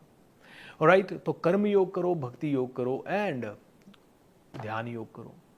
तो ध्यान योग, भक्ति योग, कर्म योग, सेवा योग, जो भी है ये सारे योग करना पड़ेगा। तो भक्ति के मार्ग पे चलो और साथ ही साथ भक्ति युक्त कर्म करो। कौन से कर्म करो? जो तुम्हारे लिए नियत कर्म है, जो तुम्हारे लिए निर्धारित कर्म है, जो तुम्हारे लिए उच्च कोटि के कर्म है, जो मनुष्य के हिसाब से कर्म है, जो पाप कर्म नहीं है, जो तमोगुण के कर्म नहीं है, जो रजोगुण के कर्म नहीं है, वो सारे कर्म करो। ऑलराइट। इस वृक्ष की शाखाएं ऊपर तथा नीचे फैली हुई है और प्रकृति के 3 गुणों द्वारा पोषित है। इसकी टहनियां इंद्रिय विषय हैं। इस वृक्ष की जड़ें नीचे की ओर भी जाती है जो मानव समाज के सकाम कर्मों से बंधी हुई है। इस वृक्ष के वास्तविक स्वरूप का अनुभव इस जगत में नहीं किया जा सकता। कोई भी नहीं समझ सकता कि इसकी आदि कहाँ है और अंत कहाँ है, लेकिन मनुष्य को चाहिए कि इस दृढ़ मूल वाले वृक्ष को विरक्ति के शास्त्र से काट गिराए। विरक्ति के शास्त्र, वापस से बात हो गई वैराग्य की। घूम घूम के अब ना जैसे जैसे हम नज़दीक आ रहे हैं भगवान गीता के ज्ञान के, तो सिमिलर चीज़ें जो पहले 5-6 चैप्टर में समझाई गई है उन्हीं को अलग अलग तरह से भगवान और ज़्यादा इलॉबोरेट कर करके समझा रहे हैं। तो वापस से यही आ रहा है कि इसको कैसे खोजोगे तुम कि क्या सही है क्या नहीं है? बोले ज्ञान के प्रभाव से। और ज्ञान कैसे आएगा? जब पहले फालतू की चीज़ों से डिटैच होगे। तुम सब कुछ करना भी चाह रहे हो, टाइम पे करना चाह रहे हो। एक बड़ा प्यारा सा मैसेज था कि पहले आदमी को एक जगह से दूसरी जगह ट्रैवल करने में 10 दिन लग जाते थे। अब वो 10 दिन का समय 10 घंटे में परिवर्तित हो गया, फिर भी आदमी कहता टाइम नहीं है ना। पहले किसी को लेटर भेजने में 1 महीने का समय लग जाता था, आज वो ही काम 10 सेकंड में हो जाता है, उसके बाद भी आदमी कहता है समय नहीं है। ऑलराइट। पहले मतलब इतनी सारी कैलकुलेशन करनी होती, मतलब पूरे कंपनी में करोड़ों अरबों रुपए का ट्रांजैक्शन का कैलकुलेशन करना है, तो उसको लग जाता था महीनों 2-2 साल लग जाते थे, 5-5 साल लग जाते थे हिसाब किताब में। बोले वो सारा टाइम कम करके आज सुपर कंप्यूटर से एक क्लिक में सब कुछ हो जाता है, उसके बाद भी आदमी कहता है टाइम नहीं है। मतलब लुक एट दिस, ये क्या है? फिर सब कुछ तुम्हारे हिसाब से अच्छा हो रहा है लेकिन फिर भी तुम्हारे पास टाइम नहीं है। लेकिन फेसबुक के लिए टाइम है, नेटफ्लिक्स के लिए टाइम है, इंस्टाग्राम के लिए टाइम है, फालतू की गॉसिप के लिए टाइम है, आलस के लिए टाइम है, पब जाने के लिए टाइम है, डिस्क जाने के लिए टाइम है, बाहर खाना खाने के लिए टाइम है, फालतू की चीज़ें करने के लिए टाइम है। फालतू सब जने लगे हुए हैं, किधर जाऊँ, सैटरडे संडे हो गया, किधर जाऊँ, इधर जाऊँ घूमने, इधर जाऊँ घूमने, इधर जाऊँ या इधर जाऊँ या इधर जाऊँ या इधर जाऊँ। अरे चल क्या रहा है? तुम पागल हो गए? बोले जब कह रहे थे टाइम नहीं है टाइम नहीं है, तो टाइम इतना सारा बचा दिया तुम्हारा, अब भी तुम कहते हो टाइम नहीं है। तो मतलब इस पागलपन की कोई सीमा नहीं है। इसका मतलब तुम पूरी दुनिया को खा गए और फिर भी कह रहे हो तुम्हारे पास टाइम नहीं है। तुम सब कुछ खा गए, तुम वातावरण को खा गए, तुम नहीं, मतलब आप नहीं, ओवरऑल मनुष्य इतनी सारी चीज़ों को बर्बाद कर दिया मनुष्य ने, उसके बावजूद भी कहता है टाइम नहीं है। उसके बावजूद अब भी और बोले ये पागलपन का कोई तो एंड होना चाहिए। बोले उससे वो एंड एक ही तरह से ज्ञान से। बोले हम ज्ञानी बन भी गए तो दुनिया थोड़ी बनेगी। अरे तो दुनिया के लिए थोड़ी है, दुनिया के लिए थोड़ी है, सभी करोड़पति थोड़ी बनेंगे। तो सभी ऐसे ही सभी लोग भगवान के धाम थोड़ी जाएंगे, सभी लोग थोड़ी अगले जन्म में भी संत बनेंगे, सभी लोगों को नहीं है। तो छोड़ो ना, नहीं सर हम बदल गए तो दुनिया थोड़ी बदलेगी, तो सब जब कर रहे हैं तो हम भी करते हैं, सब चोरी कर रहे हैं हम भी करते हैं, सब आलस कर रहे हैं हम भी करते हैं ना, सब कर रहे हैं वैसे ही करते हैं सर। अरे क्यों करना है, सब कर रहे हैं वैसे, वाई डू यू, नहीं मैं दुनिया कैसे बदल पाऊंगा, दुनिया तो बदलेगी नहीं ना, मेरे एक आदमी के अच्छा करने से क्या होगा। अरे तो दुनिया बदलने के लिए काम भी नहीं करना है तुम्हें, दुनिया को भगवान नहीं बदल पाए, भगवान श्री कृष्ण भी आए तो विधि के विधान को कहां टाल पाए। उनको पता था, भगवान श्री कृष्ण को पहले से पता था कि उनके सारा कुटुंब एक दूसरे से आपस में लड़ के मरेगा, लेकिन वो कहां टाल पाए उसको। भगवान कृष्ण को पहले से पता था महाभारत होगी, टालने के प्रयास किए लेकिन नहीं टाल पाए। भगवान श्री रामचंद्र भगवान थे, उनको पहले से पता था कि सीता हरण होगा, ये होगा, विधि के विधानों को कौन टाल पाया, कोई नहीं टाल पाया। भगवान खुद आए तो वो नहीं टाल पाए, तो तुम कैसे टाल पाओगे, तुम कैसे रावण को बदल दोगे, तुम कैसे दुर्योधन को बदल दोगे, तुम कैसे दुशासन को बदल दोगे, तुम कैसे बदल दोगे इन लोगों को। तुम्हारे साथ आज पॉलिश लोग मिलेंगे और स्माइल से कब तुम्हें काट लेंगे पता ही नहीं चलेगा, कब तुमसे बहुत सारा तुम्हारे से तुम्हें बर्बाद करके छोड़ देंगे पता ही नहीं चलेगा। और आज ऐसे राक्षस बैठे हैं जिनका एकमात्र थॉट है तुम मरो, करो कुछ भी करो, तुम्हारा चेन तोड़ना है मुझे तो बस, तुम्हारा गला कट जाए उससे मुझे मतलब नहीं है, तुम्हारे कानों के तोड़ने हैं मुझे तो बस, उससे तुम्हारे कान फट जाए उससे मेरे को कोई मतलब नहीं है, मुझे तो पैसा कमाना है। अब उसके लिए तुम्हारे बच्चे को अगवा करके मैं किडनी उसकी बेचूं या उसको मार डालूं या उसको जो करना है उसको भिखारी बना दूं, जो बनाना है मैं बनाऊंगा, कट कट कट, मतलब मैं नहीं बनाऊंगा, लेकिन मुझे उससे मतलब नहीं। मनुष्य ऐसा हैवान है, तुम उसको नहीं बदल पाओगे, उसकी चेतना इस जन्म में कब आएगी नहीं आएगी उस पर जाओ ही मत। जितने भी युद्ध हो रहे हैं, जितने भी प्रॉब्लम्स हो रहे हैं अर्जुन, तुम नहीं चेंज कर पाओगे, वो तो विधि का विधान है, तुम बदलो, तुम कर्म योग पे आओ। पूरी दुनिया इंपॉर्टेंट नहीं है, तुम्हारी आत्मा इंपॉर्टेंट है। बहुत इंपॉर्टेंट बात समझ लीजिए, तुम दुनिया बदलने का ठेका मत लो, तुम सिर्फ अपनी जिंदगी को इस स्टैंडर्ड पे लाओ, शायद दुनिया तुम्हारे थ्रू बदल जाएगी, कोई ठेका मत लो। रजोगुण में मत आओ मैं दुनिया बदल दूंगा, तुम्हारी औकात क्या है, तुम दुनिया बदल दोगे। तुम्हारे हाथ में सिर्फ एक ही चीज है, अपने स्टैंडर्ड को बढ़ाना, that's it. Raise your vibration, raise your standard, खत्म, दी एंड।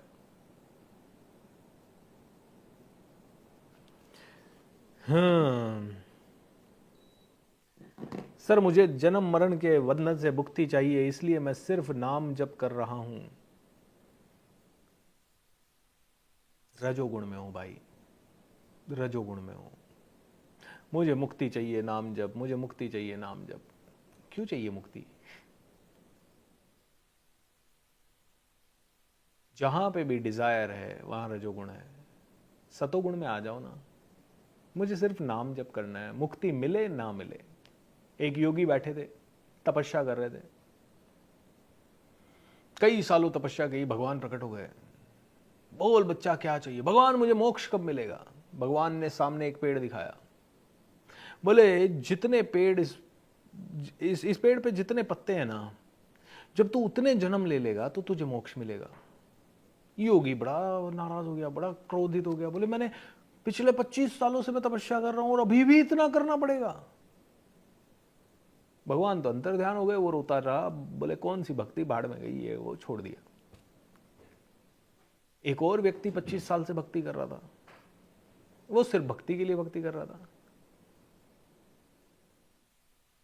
और उसने भी गलती से सेम प्रश्न पूछ लिया, भगवान मुझे मुक्ति कब मिलेगी।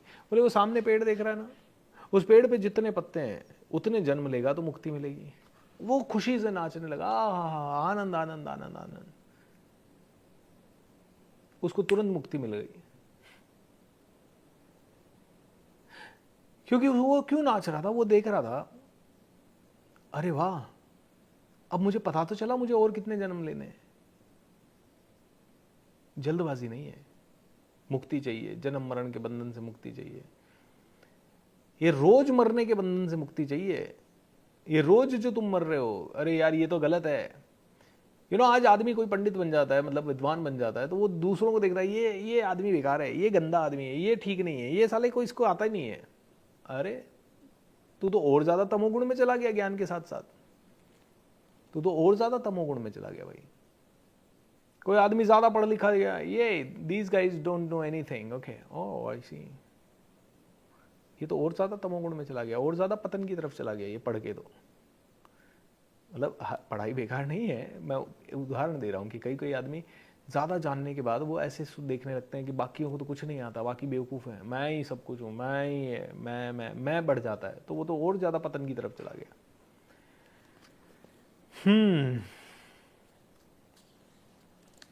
सर मुक्ति का विचार भी भगवान की देन है।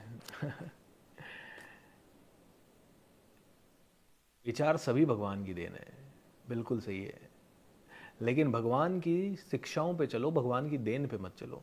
शिक्षा क्या है? डिटैचमेंट। इस विचार से भी मुक्ति चाहिए।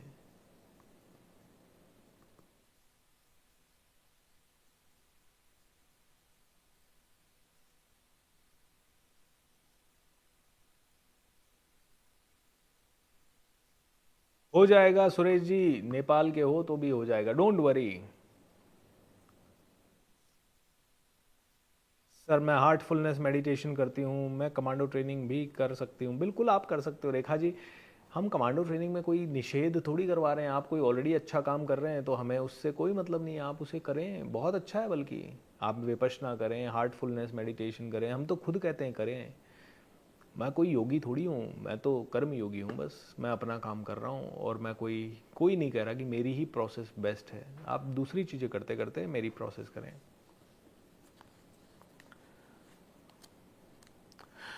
जो झूठी प्रतिष्ठा, मोह तथा कुसंगति से मुक्त है, जो शाश्वत तत्व को समझते हैं, जिन्होंने भौतिक काम को नष्ट कर दिया है, जो सुख तथा दुख के द्वंद्व से मुक्त हैं, जो मोह रहित होकर परम पुरुष की शरणागत होना चाहते हैं, वे उस शाश्वत राज्य को प्राप्त करते हैं। ये मेरा परम धाम न तो सूर्य तथा चंद्र के द्वारा प्रकाशित है, न अग्नि या बिजली। जो लोग वहां पहुंच जाते हैं वे इस भौतिक जगत में फिर से लौट कर नहीं आते।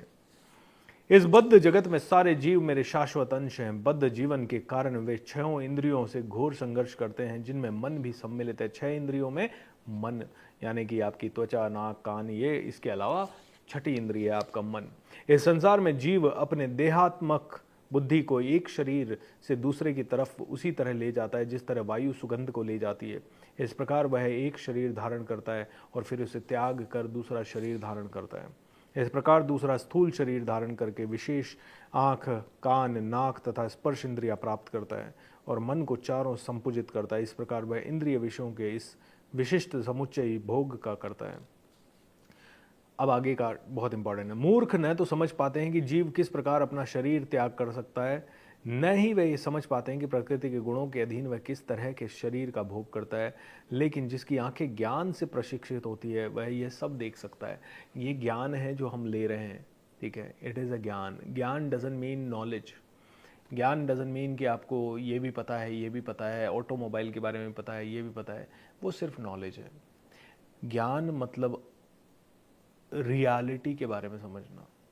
What's the most essential, what's the most important. ज्ञानी वो होता है जो विवेकी होता है। ज्ञानी वो होता है जो बहुत समझदार होता है, जो जानता है आज मैंने इससे लड़ाई की तो ये हर रोज़ मेरे घर में नर्क होगा, इसलिए अवॉइड करो, छोड़ो, चुप रहो, देखेंगे। लेकिन कब तक चुप रहना है ये भी है। तो जब बहुत ही अति हो गए, शिशुपाल का वध करने की बार ही आ जाए तो कभी करना भी पड़ता है। इट्स ऑलराइट, एक लेवल के बाद नहीं। सूर्य का तेज जो सारे विश्व को अहंकार को दूर करता है मुझसे ही निकलता है। चंद्रमा तथा अग्नि के तेज मुझ में। भाई अर्जुन, तेरे को 1000 बार बता दिया, हर तरह से बता दिया कि सब कुछ मैं ही हूं। तो तेरा एकमात्र लक्ष्य होना चाहिए उस लेवल तक पहुंचना। तो अभी जैसे सर ने कहा कि मुझे तो आत्म साक्षात्कार चाहिए, जन्म मरण के मुक्ति चाहिए। इट इज़ गुड, बट ये भी मत सोचो, बोलो कि ये आत्म साक्षात्कार ऑलरेडी है। ये भी मत सोचो कि मेरे को भगवान प्राप्त करना है। बस ये जान लो कि मैं ही हूं, बस इतना जान लो, काफ़ी है। इतना मान लो कि तुम भी मैं ही हूं, तुम्हारे अंदर भी मैं ही हूं, इतना जान लो तुम। बस तुम्हें कहीं पाने के लिए कुछ करना नहीं है। तुम बस जान लो, ये जानते हुए सारे कर्म करो। किस दिन मैं तुम्हें खुद खींच लूंगा पता नहीं। भाई आप किसी कंपनी में काम कर रहे हो और हज़ारों लोग हैं, आप अगर हज़ारों लोगों से काबिल बनोगे तो ऑटोमेटिकली आपको वाइस प्रेसिडेंट बना दिया जाएगा, प्रेसिडेंट बना दिया जाएगा, कभी सीईओ बना दिया जाएगा, कभी आपको कंपनी के बोर्ड ऑफ डायरेक्टर में भी ले लिया जाएगा। आप बस अपना कर्म करते जाओ, जो अच्छी ताकतें हैं ना वो नज़र रखती जा रही है। अगर आप बहुत अच्छा क्रिकेट खेल रहे हो ना तो सेलेक्टर्स आपको उठा लेंगे। आपको सेलेक्टर को ढूंढने की ज़रूरत नहीं है, आपको ये सोचने की भी ज़रूरत नहीं है कि मुझे नेशनल टीम में खेलना है। आपको तो बस अपने गेम को रोज इंप्रूव करना है, खत्म। सेलेक्टर आपको एक दिन उठा लेंगे। एंड इसी तरह से भगवान एक दिन आपको खुद खींच लेंगे। इसलिए आप आत्म साक्षात्कार करना है, यही है वही है, इसी के लिए माला जप करनी है, वो मत करो। तुम फिर तो सकाम कर्म में बन गए। सकाम कर्म में बन गए तो तुम कर्म फलों का त्याग नहीं कर पाओगे। तुम हमेशा कहोगे 10 साल हो गए माला करते हुए, अभी तो नहीं मिला कोई भगवान। 20 साल हो गए, फिर कोई भी आके कहेगा क्या ये फालतू की चीज़ें कर रहा है, ज़िंदगी जी नहीं रहा, अरे एक ही ज़िंदगी मिली है, खाओ पियो ऐश करो। ऐसे लोग बड़े कन्विंसिंग लगते हैं कि यार वास्तव में क्या कर रहे हैं हम अपनी ज़िंदगी से, कुछ भी नहीं कर रहे हैं, दुख के अलावा कुछ नहीं मिला, क्या हो रहा है। इसलिए हम भी भटक जाते हैं। बोलते हैं मेरे को बस जान ले अर्जुन, जान ले मैं कौन हूँ, इतना जान ले। इतना जानना तेरे लिए काफ़ी है। बस तू ये जानते हुए कर्म कर कि मैं हूँ। तू ये जानते हुए कर्म कर कि तेरे धनुष में भी मैं हूँ, मैं तेरे अंदर भी हूँ, तेरी आंखों में भी मैं हूँ, तेरे कानों में भी मैं हूँ, तेरे हाथों में भी मैं हूँ। तू तीर नहीं चला रहा, मैं तीर चला रहा हूँ। मरने वाला भी मैं हूँ, मारने वाला भी मैं हूँ, तीर भी मैं हूँ, कमान भी मैं हूँ। बस तू ये जानते हुए अपना कर्म कर। बस तुझे ये लोड नहीं लेना मुझे प्राप्त करना है। मैं तो तेरे हाथ में हूँ, मैं तो तेरे मन में हूँ। तू कहाँ पर प्राप्त करने जाएगा मेरे को? You cannot find me anywhere else. तू ढूंढने जाएगा पूरे जगत में नहीं ढूंढ पाएगा मेरे को, मैं दिखूंगा ही नहीं तुझे। और जब तू शांत हो जाएगा तो मैं तेरे अंदर ही प्रकट हो जाऊंगा। Wow, such a beautiful learning, isn't it? Such a beautiful learning. ओम नमः शिवाय, ओम नमः शिवाय, ओम नमः शिवाय, ओम नमः शिवाय, ओम नमः शिवाय, ओम नमः शिवाय।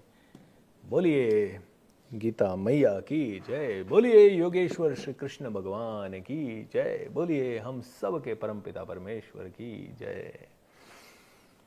जय सिया राम, जय जय सिया राम। मेरे जीजा जी हॉस्पिटलाइज हैं, facing multiple health issues, can anything be done for him? उनकी फ़ोटो हमारी टीम को भेज दीजिए, उनका नाम, उनका पूरा डिटेल हमें भेज दीजिए, we will give the healing. कल बहुत ही प्यारी सी एक घटना घटी। कल रात को मैंने मोबाइल देखा और हमारी एक कमांडो है पूर्णिमा जी, उनका मैसेज आया हुआ था। उन्होंने करीब 10-15 दिन पहले मुझे, वो एक एनजीओ वगैरह में काम करती हैं, तो उन्होंने 15-20 दिन पहले मुझे एक मैसेज भेजा था, सर एक बच्ची है और उसका इलाज के लिए 2 लाख रुपए चाहिए, उसका ऑपरेशन होना है, उसके फादर भी शायद पैरालाइज्ड हैं या समथिंग, उसके इलाज के लिए किसी तरह से कोई पैसा नहीं है, कैन यू हेल्प? तो मैंने मेरे कुछ कमांडोज़ को, जो मेरे काफ़ी क्लोज़ हैं, उनको मैंने खुद ही हक से मैसेज भेजा कि मेरे कहने पे कुछ डोनेट करो। तो हमारे 10-12 कमांडोज़ ने डोनेट किया, मैंने डोनेट किया। तो ऐसे करके छोटा छोटा हम लोगों ने फ़ंड इकट्ठा किया। पूरा तो नहीं पड़ा उनके लिए, लेकिन जितना भी हम कर पाए हमने किया।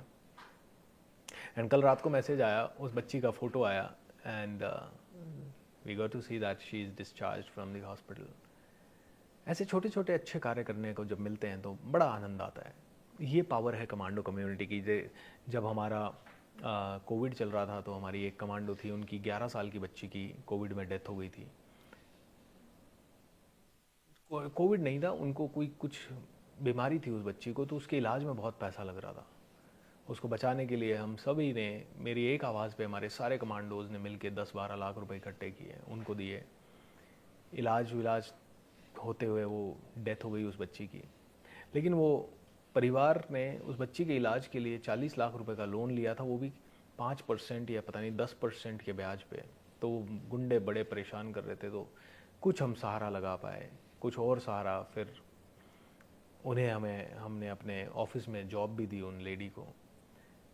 कमांडो ट्रेनिंग कम्युनिटी दोस्तों बहुत ब्यूटीफुल कम्युनिटी है। इस तरह के अच्छे काम भी हम कभी कभी मौका मिल जाता है, मैं नहीं कहता कि हर रोज़ ही करते हैं, बाकी तो हम सीखते हैं उतना ही दो लगाते हैं, बट ये कमांडो कम्युनिटी में आपको इसलिए जुड़ना है ताकि कभी भगवान ना करे, देखिए पैसा हर जगह काम नहीं आएगा, आ भी गया तो इतना नहीं आएगा, क्योंकि हर आदमी उतना पैसा नहीं कमा पाएगा, हर आदमी उतना सक्षम शायद नहीं है। मैं ये भी एक गारंटी नहीं देता कि हर आदमी को हम लोग पैसा इकट्ठा करके दे पाएंगे, लेकिन कभी खुदा ना खास्ता किसी एक आधे कमांडो को ऐसी कोई ज़रूरत पड़ जाए कभी, तो we are there, we are like a family. एक रोज़ जुड़ने में एक नया एक अलग लेवल का अनुभव होता है। कोई सवाल है तो 2-3 सवाल पूछ लेते हैं, फिर हम आज के सेशन को यहीं विराम देंगे।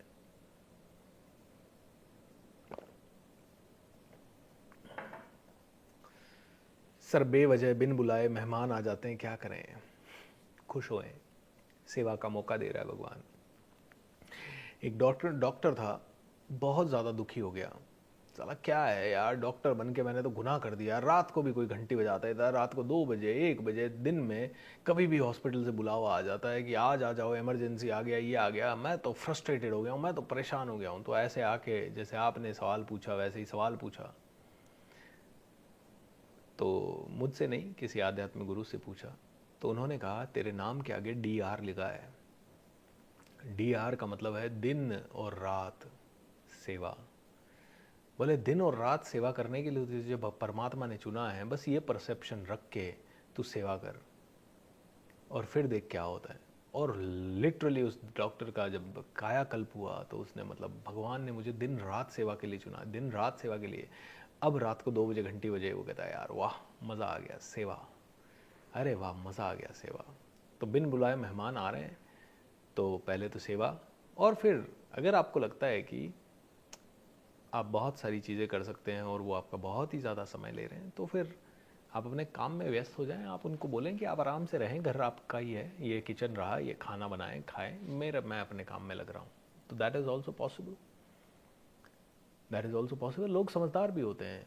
अब मेरे से मिलने कोई भी अनवांटेड आदमी कभी भी आ जाए, पहले मुझे बड़ा गिल्ट होता था कि मैं उनको टाइम नहीं दे पा रहा हूँ, लेकिन मुझे पता है कि मेरा समय जो है वो कैलकुलेटेड है, इतनी बजे मुझे ये सेशन करना है, इतनी बजे ये करना है, इतनी बजे।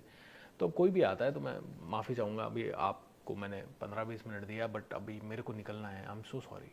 और कभी 2 घंटा होता है तो 2 घंटा देते हैं, कभी नहीं होता है तो नहीं दे पाते।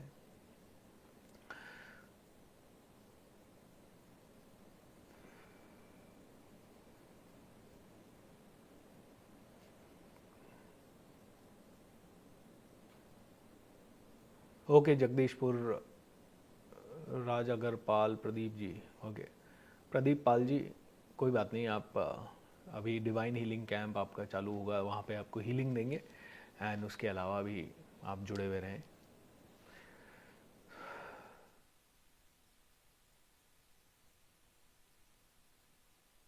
सर मेरे हस्बैंड ऑफिस के काम के साथ सारा दिन मोबाइल पे गेम खेलते रहते हैं, लैपटॉप में बैकग्राउंड में मूवी प्ले करते रहते हैं, उनको देखकर बहुत ज़्यादा इरिटेटेड रहती हूँ। जो मिल गया उसी को मुकद्दर समझ लिया, जो खो गया मैं उसको भुलाता चला गया। ज़िंदगी में प्रसाद है ये, जो मिल रहा है वो प्रसाद है। जो भी मॉडल आपको मिल गया, अब उसी के साथ आपको खुश रहने की कला सीखनी होगी। इसी को बोलते हैं जीवन जीने की कला। बड़ा मुश्किल है, मैं जानता हूँ, बड़ा इरिटेटिंग होता है, जानता हूँ, लेकिन एक लेवल पे पीस बनानी पड़ेगी, एक लेवल पे पीस बनानी पड़ेगी। कैसे बनाओगे आपको देखना है, कैसे उन्हीं कलाओं में आप एक बच्चे को ढूंढोगे, आपको ढूंढना है। जीवन जीने की कला सीखनी है। तमोगुण में मत जाओ, सतोगुण में आ जाओ। उससे पूछो जिसके पास पति नहीं है, उससे पूछो जिसकी शादी नहीं हो रही है, उससे पूछो जिसको बहुत तकलीफ़ें हैं, उससे पूछो जिसके पास रिश्ते नहीं हैं, जो अकेला हो गया है, उससे पूछो जिसके पति इस दुनिया से चले गए हैं। तो जो है ना उसको सहेजो। प्यार से भगवान को बदल सकते हो आप। प्रेम ही जीवन है। पता है बड़ा मुश्किल है मनुष्यों के लिए सतोगुण में आ जाना, बट ऑप्शन आपके पास है नहीं ज़्यादा, एक ही ऑप्शन है।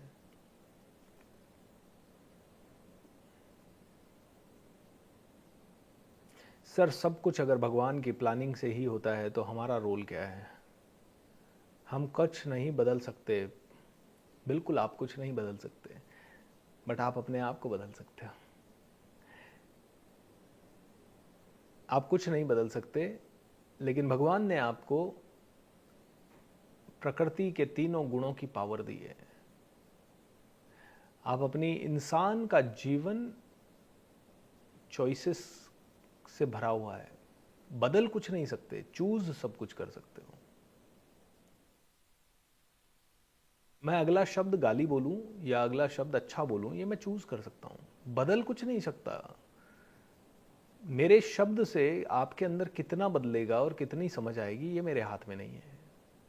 मेरे शब्द से मैं भी बदलूंगा या नहीं बदलूंगा, मेरे हाथ में नहीं है शायद, लेकिन मैं सोच समझ के बोल सकता हूं, मैं सोच समझ के कुछ काम कर सकता हूं। बस वो तो करो, कर्म फल तो करो। मैं कुछ नहीं बदल सकता और बैठ गए तो तुम तमोगुणी हो गए। मैं कुछ नहीं बदल सकता, फिर भी मैं हंसते हंसते जो प्रयास कर सकता हूं वो करूं, मैं सतोगुणी हो गया। बदलेगा तो ठीक, नहीं बदलेगा तो ठीक।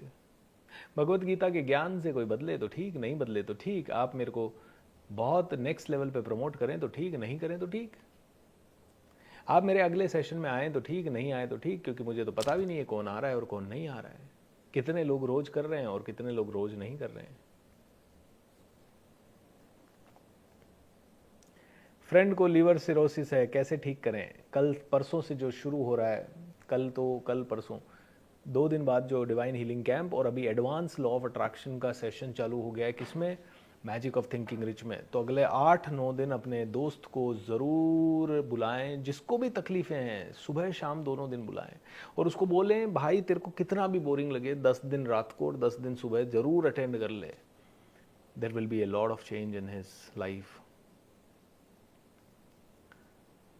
मेरे अंदर से प्रेम भावना खत्म हो गई है, फिर कैसे जागृत करूं? प्रेम भावना खत्म नहीं हुई है, आप खत्म हो गए हो अंदर से।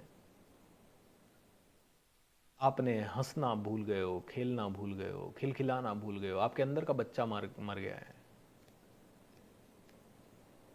बच्चे को जगाएं, मस्त हो जाएं, म्यूजिक लगाएं, डांस करें, भगवान के सामने नाचें, मस्त हो जाएं, अच्छा भजन करें, खिलखिलाएं, बाहर जाएं, मिलें दोस्तों से, आनंद लें इस जीवन का, प्रकृति के साथ बैठें, पेड़ पौधों के देखें।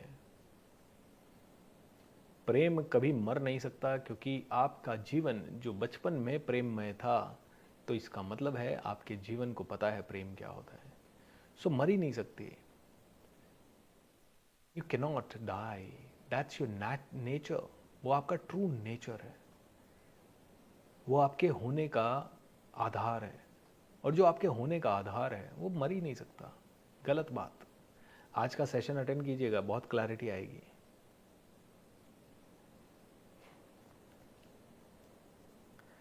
सब कुछ सीखा हमने, ना सीखी होशियारी, सच है दुनिया वालों के हम हैं अनाड़ी हो जाए। सब कुछ सीख लिया हमने, सब कुछ पा लिया, कंप्यूटर ये वो AI VI, लेकिन कुछ नहीं सीखा कुछ नहीं सीखा, अनाड़ी के अनाड़ी हैं। सच है दुनिया वालों कि हम हैं अनाड़ी। असली नकली चेहरे देखे, दिल पे 100 पहरे देखे।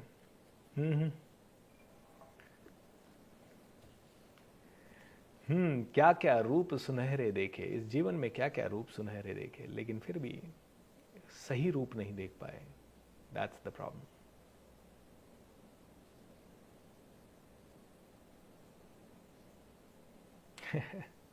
विपश्यना फॉलो करूं या भगवत गीता फॉलो करूं? दोनों एक ही चीज कह रहे हैं, दोनों में अलग अलग है क्या? दोनों में अलग अलग कुछ है ही नहीं। मैंने दोनों किया है तो जानता हूं, और इसीलिए होश पूर्वक कह रहा हूं। सर कुछ कुछ छोटी बातें अभी भी तकलीफ देती हैं तो क्या करें? अंदर बैठें, चिंतन करें, हाँ ये छोटी बात वापस से याद करें और बोलें ये तकलीफ दे रही है। अब ये छोटी बात तकलीफ दे रही है या मैं अपने इमोशन को हैंडल नहीं कर पा रही, ये तकलीफ दे रहा है? छोटी बातें तकलीफ देती, छोटी बातें तकलीफ नहीं देती, आप अपने आप को तकलीफ देते हैं, आप अपने आप को हैंडल करना नहीं जानते, बस इतना सा है। बाकी छोटी बातों में औकात नहीं है आपको तकलीफ देने की। उसी छोटी बात में आप क्या सोचते हैं उसके ऊपर डिपेंड करता है, और सोचने का चॉइस आपके हाथ में है। उसी के लिए अपने आप को ट्रेन करें। ऑलराइट दोस्तों, तो आज तो काफ़ी समय हो गया। सारे बच्चे ठीक हो सकते हैं विनय सिंह जी, सारे बच्चे ठीक हो सकते हैं। मेरे साथ स्मॉल मिरेकल हो रहे थे। वाह वाह विमल, बहुत मज़ा आ रहा है। तो सर जी प्रेमानंद जी महाराज को भी सुना करिएगा, आपके ज्ञान में और वृद्धि होगी। बिल्कुल मैं सुनता हूँ Prakash ji. Sir, one broker did not pay money on time for a flat I sold on a big loss. Can't help it. राक्षस तो है इस दुनिया में। आपको भी एक मिल गया और उसने आपको चीट कर लिया। अब आप अपनी सात्विक प्रवृत्ति को जगाएं।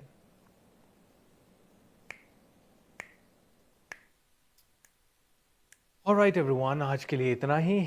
आप सभी का मंगल हो, आप सभी का कल्याण हो। भगवान श्री कृष्ण की कृपा हम सभी पे बनी रहे। May you be the happiest, may you be the greatest. Lots of love, thank you and bye bye. शांति शांति शांति। सर्वे भवन्तु सुखिनः, सर्वे सन्तु निरामया, सर्वे भद्राणि पश्यन्तु, माँ कश्चित् दुःख भाग् भवेत्। ओम शांति शांति शांति ही। Alright everyone, bye bye.